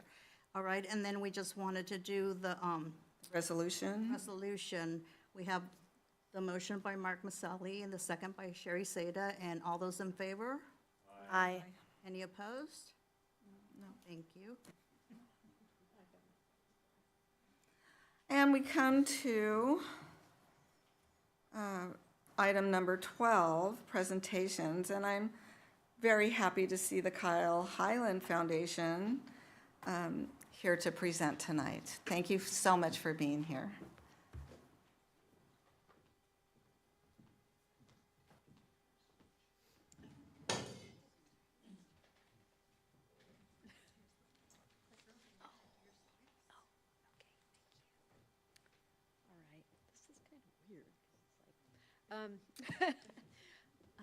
Well, hello, everyone. Good evening, and thank you so much for having me, inviting me to present tonight. Dr. Wright, staff, President Grubbs, and Board of Trustees.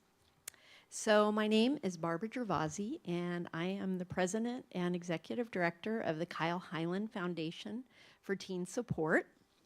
And I would like to present to you a little bit tonight about some proposed programs and a potential partnership we have that we'd like to have with the Benicia Unified School District. So first of all, just a little bit of a brief history. So the Kyle Highland Foundation, we were founded in 2015, and our mission is to provide charitable and educational support to youth by offering mental health programs and other services, and to maintain a center where teens can be provided emotional support through mentoring, counseling, music, and art. And the Highland Teen Center of Benicia was established in January of 2015, and we're located right across the street from the high school, Benicia High, at 1135 Church Street. And wanted to talk to you a little bit about why we would like to partner with the district. So the Kyle Highland Foundation was very fortunate to receive state funding and there's a mistake on the slide. It was actually in the 2021-22 budget. We received $5 million, and as it reads, it's $5 million to the City of Benicia for the Kyle Highland Foundation. The City of Benicia is our fiscal agent for this funding. And after many delays in the approval of the grant agreement, KHF received the first advance, our first bit of money, in January of 2024. And as things go right now, all of our funds must be spent by March of 2026, although we have applied for an extension to August 2028. And we budgeted $1.7 million on programs. We have reserved $2.6 million for a new facility for a teen and teen wellness center in Benicia, and $0.68 million on City of Benicia consulting fees. So, I'm sorry, this is so small, but just a little bit. Oh, okay, great. So our existing programs, we have at the Highland Teen Center of Benicia, and we're basically a drop-in center, and for any of you who have not been to our center, we would love to have you come and go for a tour sometime. So as I said, we're located right across the street from the high school. We're open to Benicia residents or BUSD students in grades 8 to 12. We're basically in a 4-bedroom, 2-bath house. We have recreational activities, movies, video games, table games, a music room, and an art room with a full array of art supplies. We also have a few things that we do at the Teen Center. We had a teen forum program, which is basically a mentoring program that we offer, as well as educational workshops where we partner with organizations such as Solano Pride and Solano County Mental Health, Solano County Office of Ed. They'll come and do workshops for us, for the kids, usually on Friday afternoons. And something new that we just started this past school year is we offer free therapy for Benicia youth aged 12 to 19. We're actually renting space at the high school for our after-school therapy program. We're in the wellness center there. And so I'm sure the facility fees increase will impact us a bit, but I think we can afford it. We do that about 3 days a week, and we also offer services at the Highland Teen Center, free therapy on the weekends. And finally, some ways, we have some current programs where we are actually partnering with the school district. So I'm not sure how many of you are aware of this. I know that Sherry is because she's been to some of those events. We have a teen and community awareness program. We started doing this in 2020. We have 4 campaigns that we do a year. We have one on suicide prevention, one on bullying and cyberbullying, mental wellness, and teen dating violence. We have on-campus events that we offer, usually at the middle school, Benicia High, Liberty High as well. The events are just designed to spread awareness. And I have a picture here of our last event that we did at the middle school. This was for teen dating violence. It's called These Hands Don't Hurt. And we have all these orange paper hands that we cut out on our Cricut cutter, and we ask the kids to sign the hands and make the pledge to commit to a love without violence. So we gave out about 300 hands at the middle school, so that was very successful. And we do other things. We do like Chalk for Life, we do Chalk about mental health, and we have a bullying event where we have the kids make a pledge for that as well. We also offer a scholarship. It's called the RISE KHF Scholarship Program, and this is a program that we partnered with, actually, with Sherry Zeta to help start this.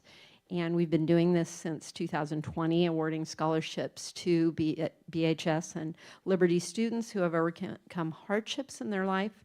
And we give out typically 2 to 4 scholarships per year. And here's a photo of the 3 kids in the center that won the scholarship last year. And these are the current programs that we actually are offering and working with the Vallejo City Unified School District on.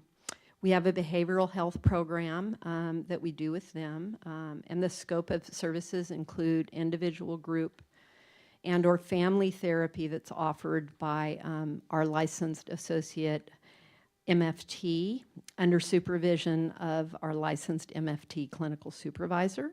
We've been doing this since August of 2024, and our therapist works 4 days a week and has a caseload of about 16 clients per week.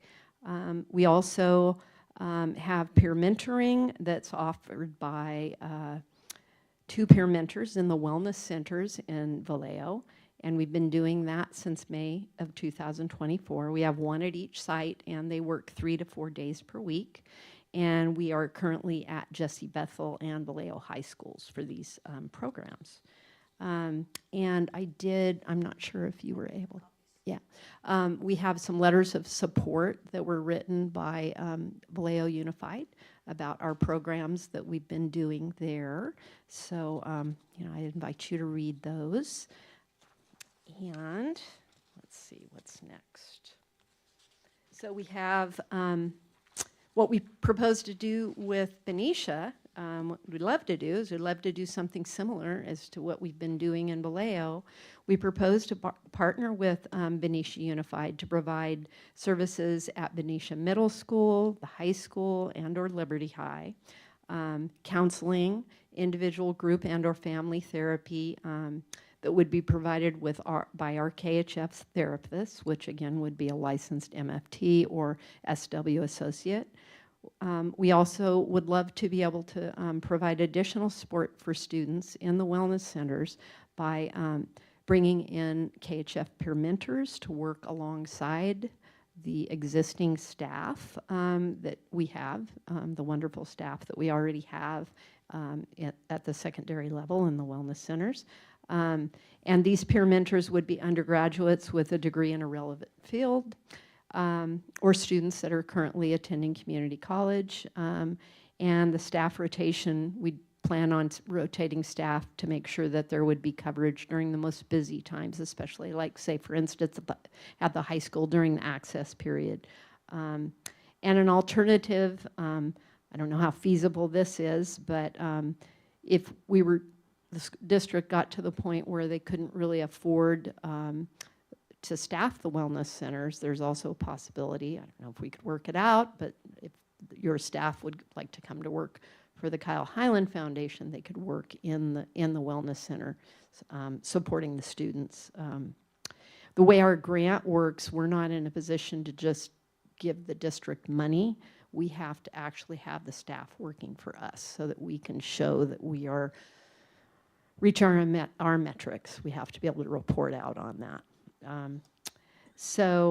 Another thing, and we've talked about this before, is the possibility of having the KHF pay for speakers for assemblies. I know that that's a possibility perhaps at the middle school, but maybe not at the high school. I don't know. I think we don't have assemblies at the high school anymore. But another potential program, these are all things that are in our description of our programming for under state funding, so it could be covered under state funding, would be an alcohol and other drug program at the secondary level, if needed, utilizing one alcohol and other drug partner, basically a counselor. We'd also have been in conversations with the BMS PTO.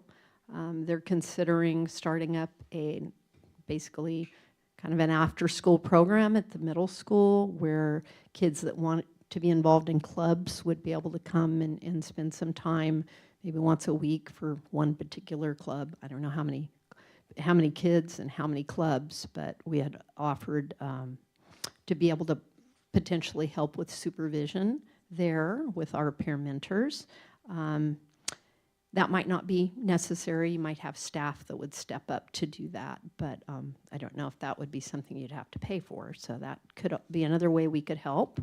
And finally, the last program would be a vocational program at the Benicia High School during access period. So this basically, you know, I think that you guys have decided at the last meeting, I think there was a decision made not to fill the college and career counselor position.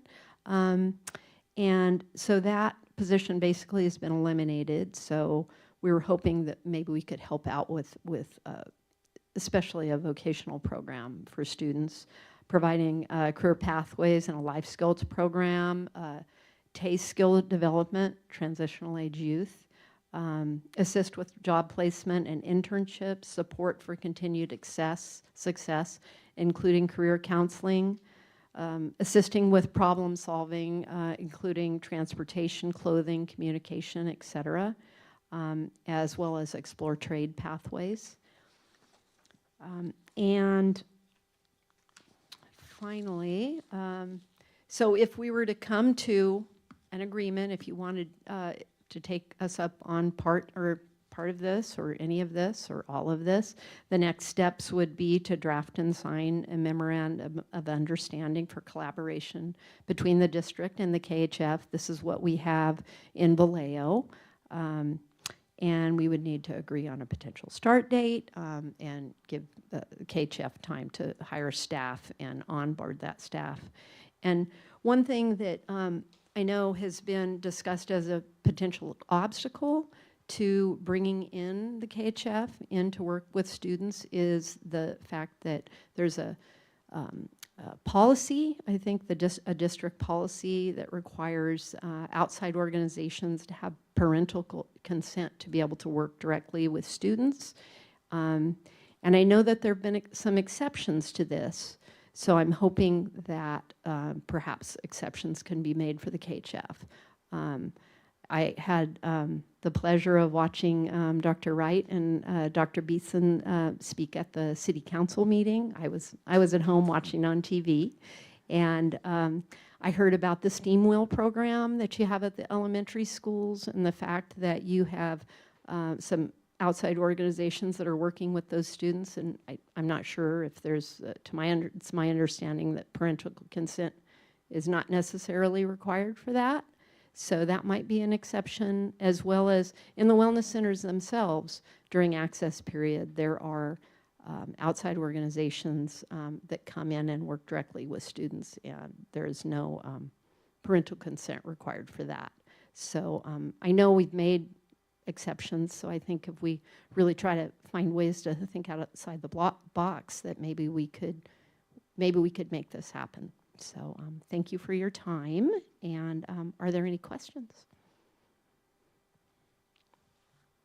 I just want to commend you and George for doing this and having this program. It is an amazing program for students that need a little extra something. And I've attended events like Barbara had shared, and I think if you haven't gone there, go there and be a little part of it. It's wonderful. So thank you. I like the little rooms, music's playing, painters. It's a really great space, safe space. So. Thank you. Yeah, I just want to add my thank you as well. I sometimes pick up my son right across from your location on Church Street, and I see the kids flowing in to the Highland Center. And it's great to see that they want to be there. They want to go and they gather after school. And having that location is awesome. So thank you for providing this to us. Thank you. Thank you so much. And I want to thank you for offering your services to our school district. It's certainly needed, especially in our financial situation. Mm-hmm. And so I do hope that there's a conversation that goes on. Thank you. And we'll see what happens. Sounds good. Thank All right. you. Thank you so much. I just want to say one more thing. I ditto everything my fellow trustees said. I also just want to really thank you for being an advocate for mental health and safe spaces for our students. I think that's important conversations to keep having. So thank you. And I see you in the audience frequently, so thank you very much for participating and listening and being part of this. Okay. Thank you so much, and thank you for all that you do. Thank you. So now we come to 12B, the most scintillating reading you'll ever do, to the California School Board Association Board Policy Updates. And Dr. Wright, right? Reading that whole packet is. Oh. Tonight, we bring forward the first reading of CASBA policy updates for December 2024. The committee, we had a meeting scheduled, but I went home ill that day, but we did have an opportunity to review the policies and have some dialogue and ask some questions regarding them. We will bring them back for action at our next board meeting. I think there was a question or highlight on policy 3515.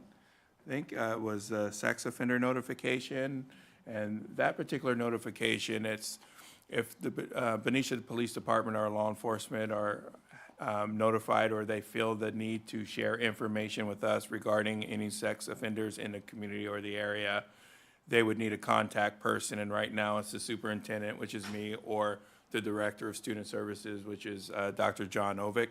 And then that's where that dialogue or conversation takes place. If it hasn't happened yet, and should it happen, then we would rely on our law enforcement partners to guide us with the communication and the disclosure of any of that information. We would not act without working closely with Benicia Police Department as we do with everything else. Thank you. So, Can I ask questions? yes. Okay. So in referring to that policy, the 3515, I just want to provide my feedback in terms of the language that's being used that refers to providing notice to the principal. I just want to say when it comes to our policies that we implement, that we're really focusing on like the superintendent's office or the district office and not putting the burden and I don't know if the ultimate responsibility, I don't know if that's the right verbiage, but is put on our principals. Yeah, we can revise that language a bit. I think that it was reflecting the penal code, and it didn't happen to me in this district, but when I worked in another district, that notification typically is going to go to the site. So if you're going to want to go to a graduation or you're going to want to attend an event at the school site and a condition of that person's released, more than likely they're directed to contact the school principal. And I think that's why the language reads that way. In practice, our site principal is going to call the district office to have some dialogue, and that decision is made usually here and relayed. But I understand that when you have policy, you don't write it for what's happening today. You got to write it for what's going to happen 25 years from now. So we can revise that policy, just the language a bit, so that it reflects Accurate. a collaboration and collaboration between the two, and yeah, so we can do that. We'll bring that forward for the next meeting. And then I have further feedback for policy 1250, sort of in that respect too, of thinking, how some of these suggestions read that the onus falls on the principal. And I also want to take a step back and think about putting that onus on the district office in terms of our visitors and our outsiders. I know that we're already doing that with ensuring that all of our volunteers are getting fingerprinted and going through due process in terms of being cleared volunteers. But in our policy, I want to reflect that accuracy, that this is being done through the district office, that it's not, the onus is not on the principal or the sites to do that. Okay, we'll take another look at it and bring it back at our next meeting. I do want to share that I have some exciting news today. I know that we're in the early stages at the school sites where visitors check on campus. They use the, I don't know the official name of the system that we use, but with our camera systems that we just recently purchased through our facility bond, we are looking at updating that particular sign-in, which will give us live up-to-date information on sex offender registry, like if you're checking into the school site, criminal background checks, and also anyone that's on a government watch list. So we'll keep you apprised of that information as it progresses. Wonderful. Are there any other comments? I hope that that doesn't change the process that we're doing, though. We're still going to like clear our volunteers, right, and do all. By this law, is we just have something- to. Okay. Yeah, Okay. no, I just want to make that's- sure like this is just an added thing. No, that's for the school site. So if Damon Wright comes to the school site and I go to check in and there's something that needs to be disclosed, we're gonna have live up-to-date information immediately at that school site so we can decide or not to allow that person on the campus. Great. Thanks.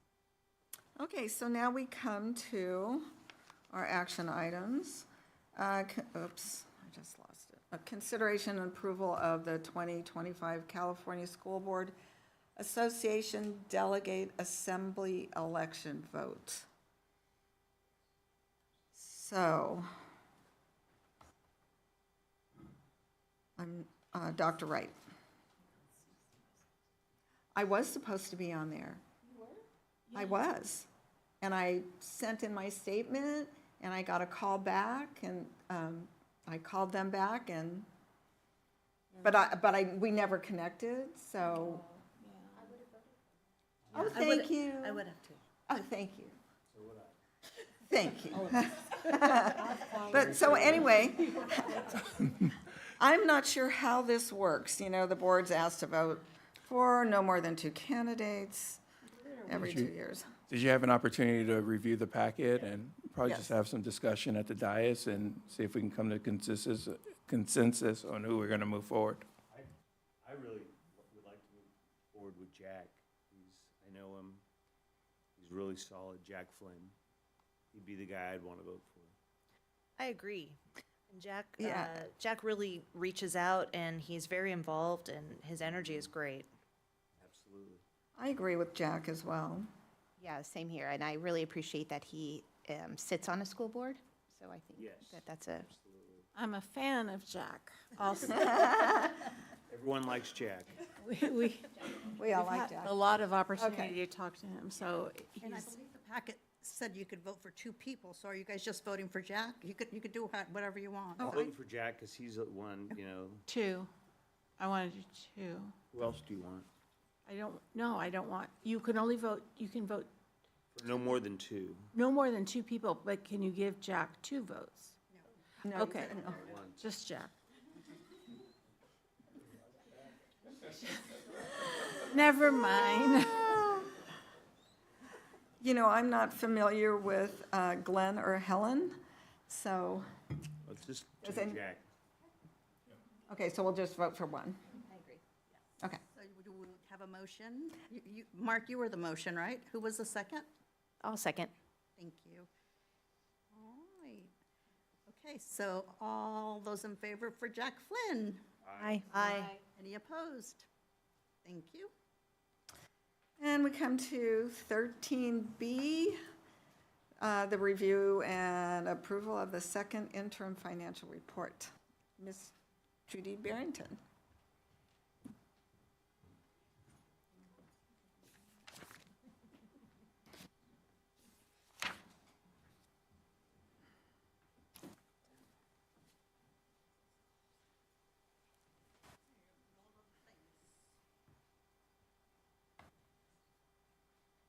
Is everything okay?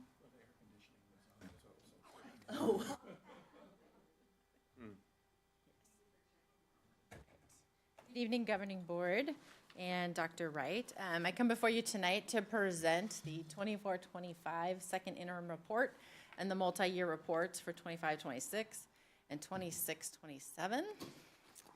In our annual budget cycle, you can see we're making our way around the circle. We're almost there. It's a cyclical process. You adopted the budget prior to July 1st. You got an update in August based on what the state did. Unaudited actuals from the prior year came to you. You got a first interim report in December, which was as of October 31st. Got a little bit of an update on what the governor has proposed in his budget for next year. And then we're here in March with the second interim report, which is the district's financial position as of January 31st. The board must certify the report. There are 2 reports required each year, the first and second interim. There is a third interim, but you only have to do it if you're a district that's qualified. So we don't have a third interim in this district. We do have an update when the 25-26 budget comes to you. There will be an update on our expected estimated actuals. And then we must give it to the County Office of Education for review, and they will send the board a letter letting the board know how they feel about the report that's come forward. So at this time, the district is certifying as positive. What that means is we can make our financial obligations in the current plus 2 subsequent years. It indicates that we have sufficient reserves to pay all of our vendors as well as all of our staff. So kind of an overview. I wanted to start with the district enrollment and ADA trends because it's updated from first interim because we've had more conversations about our projected enrollment for next year and the out years. We are continuing to project conservatively with a decline in enrollment, dropping down next year to 4,294 as of projections. This will be updated as actual enrollment occurs. Open enrollment, or it's not open enrollment. District enrollment for next year is ongoing right now. So we have seen enrollment coming in, not to the point where we can adjust our TK or K numbers yet. But we do thank all the families that have already registered their kids for next year. And if you haven't, please do so. It really does help us with staffing and ensuring we have all the classrooms ready. But what is on here is the historic. We have data all the way back to 14-15 here, where we had a much higher enrollment, and then projected out to 27-28. The enrollment is the blue bar. The ADA percentage that we're actually funded on is the red bar. We have been hovering around 95% at our first attendance submission, which was through December. January and February, we have seen our ADA drop into the 92, 93. So it's kind of unknown if we'll stay at the 95 for the year because we need the rest of the months. But we're not funded on December, we're funded on what we submit on April 15th. So March and April, if those attendance numbers go back up, that should help the overall average and hopefully keep us up there. The out years is just under 95%, 94% is to be conservative because we've yet to hit the 95 and stay at the 95. So 94 is a little where I'm more comfortable with saying our ADA will be. And the green line is the percentage line, and I kind of adjusted it from what you saw before because it made it look like the green line was above all the bars, and it really should have been lower to make it kind of more accurate with where we have been. So our revenues as of second interim, they continue to have the COLA in them, although we did not receive the 1.07% COLA due to our declining enrollment in our ADA. That is the factor that's used for projections. We have enrollment certified this year. It went down by 1, but when it was finally certified, we're at 4,346. That's not the enrollment as of today. Our enrollment is already lower. It was at 4,330 the other day. So it does fluctuate, but that 4,346 becomes our historical number. It's always the first Wednesday in October. Our funded ADA at this point, based on that first attendance reporting, we are projecting to be funded at 95.15% ADA because this year we moved into the current year funding because last year's was lower and the 3 years prior was lower. So for our major funding source, we moved into current year. If for any reason we fell below that, then it would reevaluate if it's the prior year or the 3-year average. I did include here what the district estimate is and then the non-public school and our students in county operated programs. I just split them out because sometimes I'm asked, well, that number looks greater than what I thought you said our district would be. So those two numbers combined is what funds us. And as I said, we moved into the current year funding. And our unduplicated pupil percentage did drop some when we were finally certified, but it still is at over 26%.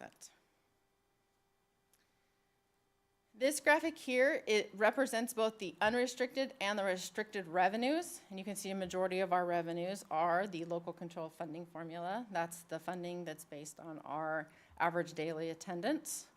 And that's the revenues that are being projected at the 95.15%. Unrestricted state revenue, because that's kind of hard to know. That's our lottery and the mandated block grant. That's a block grant the state gives us for doing all the things they mandate us to do but don't actually pay us to do. It roughly offsets very little of it.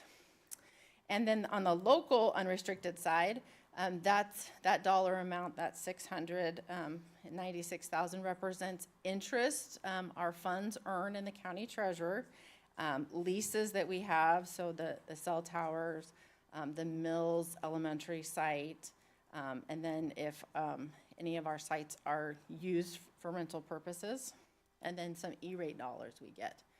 The restricted side, those are the programs that are very prescriptive and have to be used on exactly what is said. Okay.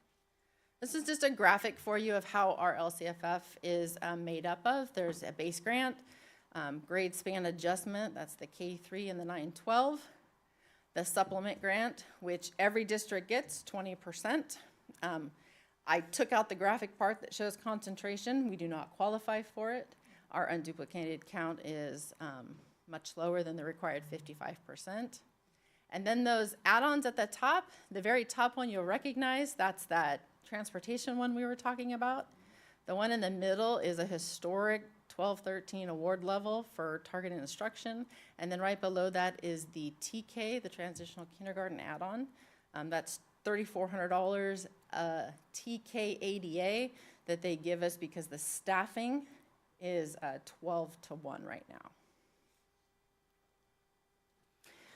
So what's changed from first interim as far as our revenues?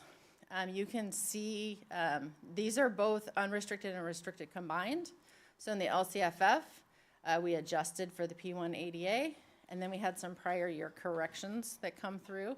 The state recertifies for 3 years running, so you get some prior year corrections each time. Some of that sometimes has to do with property tax, and then rebasing based on the statewide ADA. On the federal side, it's the solar tax offset, supposed to be $50,000, but it didn't come in quite at $50,000, and that is offsetting the solar we have for the loan we have to put in the solar. So I had to adjust that down. The other state revenues, the adjustments also on the restricted side, and that has to do with our SPED preschool went up slightly. Our ELOP, the Early Learning Opportunities Program, there was a slight adjustment there, a $200 adjustment. We didn't receive more money like some districts did. Prop 28, which is based on 1% that the voters put in for specific arts, music, CTE. And then we did get the Literacy Professional Development Grant that was in the state budget, which business services and ed services will be working together to spend that grant. And then other local revenues, we've had some adjustments to our LEA Medi-Cal billing. So that's billing for direct services. You get it about 2 years after it happens, after you do a report that shows you're actually entitled to get what you already did 2 years ago. And then there was some adjustments to our AB 602, which is our state special ed. And that has to do with COLA going into effect and ADA district-wide, SELPA-wide, which is all of our counties in Solano except Vallejo. And then some donations have adjusted coming in. On the expenditure side, the adjustments that went into building the expenditure side is reconciliation of our vacancies through March. So we don't keep budgeted what has already happened but isn't impacting. So we don't keep budget for the months prior to March because it didn't occur, the expenditure, so it drops down into the ending balance, the reserves. We reviewed the supplies, services, and contracts budgeted for the remainder of the year. A CPI was adjusted downward, so kind of looking at that against our utilities and our services. And then we must have 3% routine restricted maintenance. So our total expenditures, both restricted and unrestricted, 3% must be contributed over to our restricted routine maintenance account for routine maintenance of our buildings. So not anything new, those are under the bond. This is to maintain what we currently have. For these graphics, I split it out between unrestricted and restricted. So this is a picture of our unrestricted expenditures as well as the numbers in the bottom left-hand corner. As you can see on the unrestricted side, a majority of our expenditures are salary and benefits of our staff, with the remaining portions within books and supplies, mostly supplies, services and other operating, capital outlay, and other outgo. On the services and operating on the unrestricted side, that's not just contracts. It's kind of a misleading term there. What that includes on the unrestricted side is the utilities for our entire district, the insurance the district must carry, both property and liability.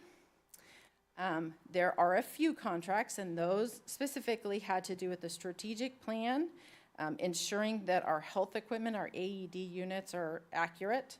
The federal program monitoring that we just went through, we had a contract that assisted us to make sure we were compliant. We have required Affordable Care Act, ACA reporting for medical. So we do have a firm, American Fidelity, that ensures that we're accurately reporting that. That's that extra tax document you get, your 1095, that shows you whether or not you had medical. And then we do have some translation services. We had WASC we just went through, that falls in that category, as well as a small contract for our E-rate consultant that assists us in applying to have reduced costs for internet and being able to put in technology to serve our students. Also in that category is our copiers that serve all of our sites, the internet, phone, postage, our legal fees. We have inherent legal fees for a number of reasons. And then required software to run the financial program, to run the student database, and some other things. So that's really what that category is. I know it doesn't really, the name is services and other operating, so I kind of wanted to share with you what is made up in there.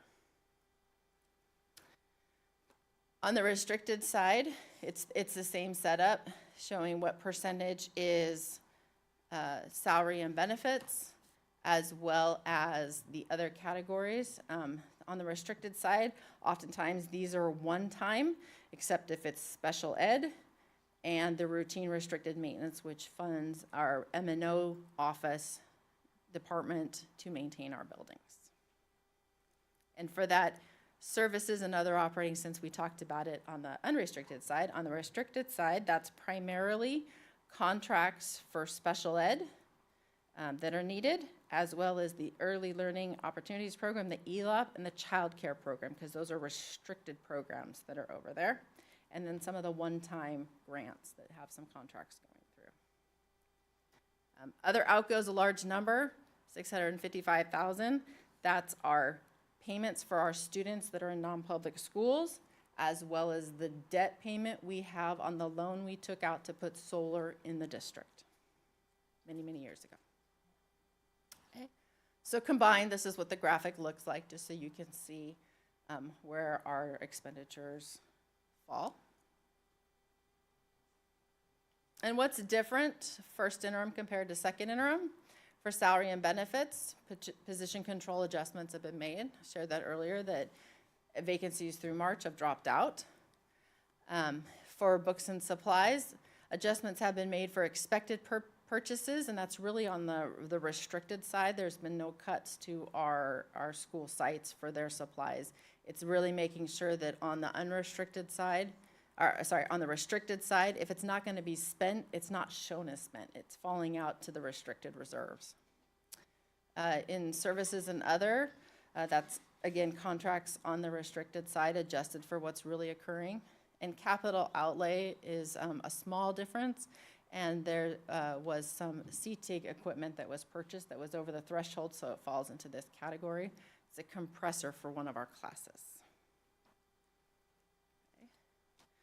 So all of these things do have an impact on our required contributions. In special ed, you don't get to say this often, and I hope it holds true. Our special ed contribution right now looks like it will be down from what we had at first interim, and that's because we got some additional prior year monies back from the county office for special ed. And our AB 602, the state special ed money, actually increased slightly when it was certified at P1. There's no change to the routine restricted maintenance. We continue to put the 3% over to maintain our buildings. Solar, you saw that adjustment. Because we didn't get the tax offset, we have to contribute from the general fund. And then in the title programs, there was a slight adjustment to make it more accurate to the salary and benefits that are in there, what the actual contribution needed was. So the components of our ending fund balance for 24-25, you can see the restricted, the unrestricted, and the combined. A positive note, at first interim, it looked like we would have deficit spending of around $3 million. It looks like it's projecting down lower to just over 2.4 million. And that has to do with the adjustments that you saw on the expenditure slides and the adjustments to our revenue. So the projecting ending fund balance for 24-25 is 11.05%. And you can see the components that make that up in the lower box. There's our non-spendable. So we have a multi-year contract that we have to prepay each year. So that's 62,000 of that 72,000. The other part is our revolving cash that we have to have on hand for emergencies. And then the commitments by the board. The assignment category funds in the multi-year, the out years, to keep us at our reserves where they're to be. And then the reserve for economic uncertainty, that's the 3% we're required by the state to have. Our reserves must have 3%. And then we have board policy for 1 month of payroll, which goes between 4 and 5% depending upon our payroll. So at all times we must have 8% in the reserves, and then our strategic plan speaks to 15%. So we're currently at the end of 24-25 looking like it'll be 11.05%. The general fund isn't the only fund we have many others. We have ASB, which is really just a reporting out of our secondary funds that they have. Fund 11 is adult education. And you can see that all of the other funds are positive, which is important because if they weren't, the general fund would also have to ensure that they were. So this is a good thing that we have all of our other funds that are self-sustaining. Our cafeteria fund can have 6 months of reserves. It's a little bit over that, but we have a state-approved spend-down plan. And a lot of that has to do with universal meals. As we keep hearing more and more about what if the federal government doesn't fund their part, it's not a bad thing we have a reserve here, is that it allows us to continue our program without needing a general fund contribution. And a general fund contribution was typical prior to the COVID days. The others have to do with our bond and projects. And then the last line that says foundation, private purpose trust fund. There are 2 scholarship funds that have been with the district for many years. The district cannot touch the funds, but there are scholarships per the language given out every year to seniors. With requirements to never spend the principal. So you will always see an ending balance here. The scholarships can only come from the interest earned. So in addition to the current year, I have to give you an update on our multi-year projections. And so the assumptions that were used, you can see the typical ones in the box, but I also included that the board adopted staffing reductions, and those were built into the multi-year moving forward. And there's the COLA for next year is currently projected at 2.43%, so that's built in. That could change, it may revise in the budget adoption. And then 26-27 was adjusted upwards by the state projections, so that is built in and also subject to change. And we've already talked about our enrollment and our expected ADA. The others are pretty standard, with PERS always increasing. STRS is currently staying at the 19.1%. The biggest thing that affects our multi-year has to do with our revenue source, which is our local control funding formula. And these are the assumptions just kind of spelled out a little bit more. We already talked about the COLA. You can see what the COLA would do in our funding per pupil, what we think our funded ADA will be. You can see in 24-25, that was current year, but that's already lower than prior year. Next year, we're being projected to be held harmless at prior year for the funded, because with declining enrollment and projected ADA coming at 94%, the state would hold us harmless at that funded level. And then moving into 26-27, we actually fall into the 3-year average because if declining enrollment holds true, our ADA is lower. And so you can see it affects our pupil count, because that's a 3-year average. Also, if you have fewer students, you're likely to have fewer unduplicated students also. It may or may not happen, but we don't want to overproject that. And that drives our supplemental funding. And so you can see the net effect on the local control funding formula, what might happen if all of these projections hold true. And that's truly what they are, is projections, not forecasts. And that's always important to remember, because they will change every time the state changes something.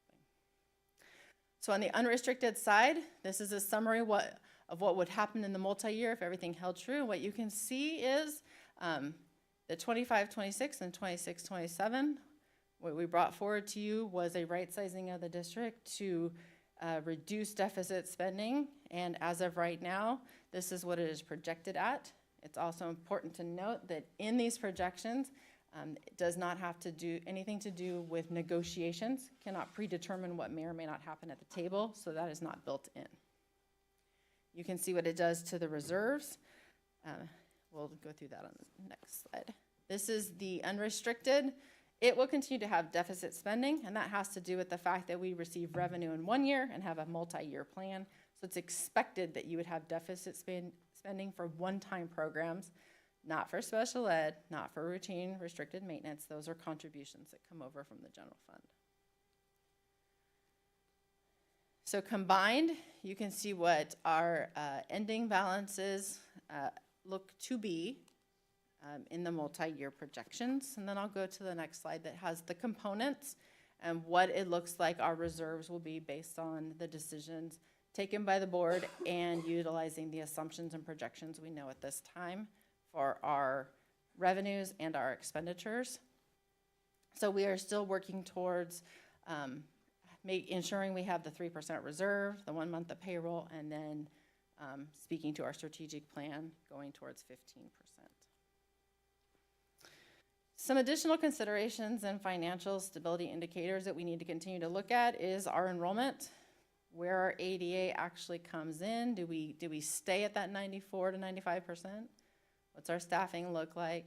Do we stay out of deficit spending, move into it? How are we accounting for it? And then the very important topic of our one-time funds that do end in June of 26. And we've already kind of discussed our reserve levels. And then our contributions are always something that we're taking a look at because that is what takes funding from the unrestricted side to fund the restricted side for programs that aren't fully funded based on the revenues that come in. So we are in the middle of budget development for next year. We'll provide you enrollment updates as we are able. The governor will do his May revise. I think we go May 21st or 22nd to hear what that is when he does release it. And then in June, there's a public hearing. And then a few days later, you approve the budget so that we are timely for the start of July 1st. And we start the whole cycle over again. Do you have any questions for anything I didn't cover? Thank you for all the detail, first of all. But second of all, what's really worrying me is the federal money that we're supposed to get of basically $1.5 million. Mm-hmm. What are we going to do? Do we have a plan in place for how we're going to tackle that? So at this time, titles are funded, as is the special ed IDEA. That's the federal dollars we get in the general fund. I did speak to it in the cafeteria fund, our food and nutrition fund, that if we were to not receive those, because that is not something that has been spoken to, we do have the reserves for that. At this time, if we did not receive those federal funds, for special ed, it would increase the contribution. For the title program, funding, you have to have funding to have the staffing. And so staffing is contingent upon funding. So we would have to address that. I'm still worried. So. Rightly so. But thank you.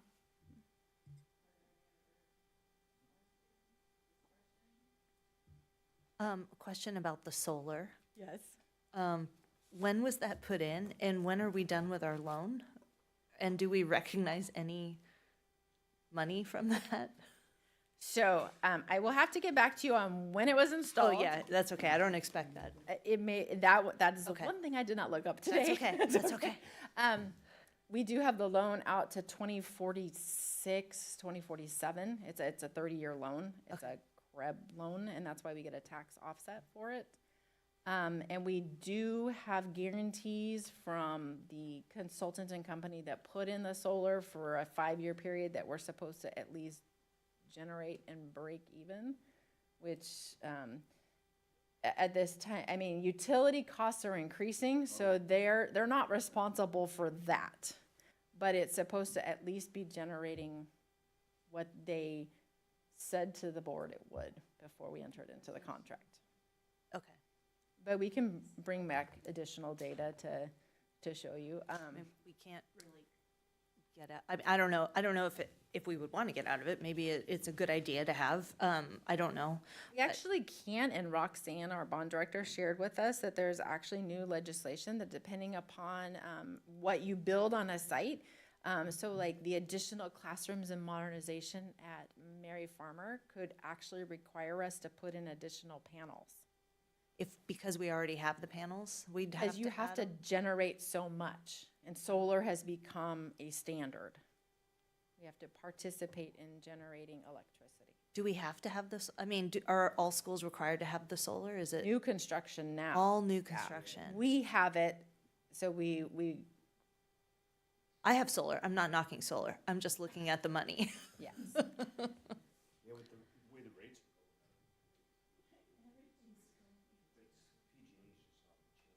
going. Oh, yeah. No, I just see it in there and I just wonder. Okay.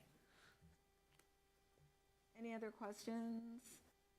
Is there a motion to approve the second interim financial report? I move that we approve the 24-25 second interim report. I'll now second. All those in favor? Aye. Any opposed? Okay, passes. And that brings us to the end of our meeting. The next meeting will be Thursday, April 10th, 2025. It's been really an interesting night. Thank you, everyone, for being here. See you on the 10th. Adjourned.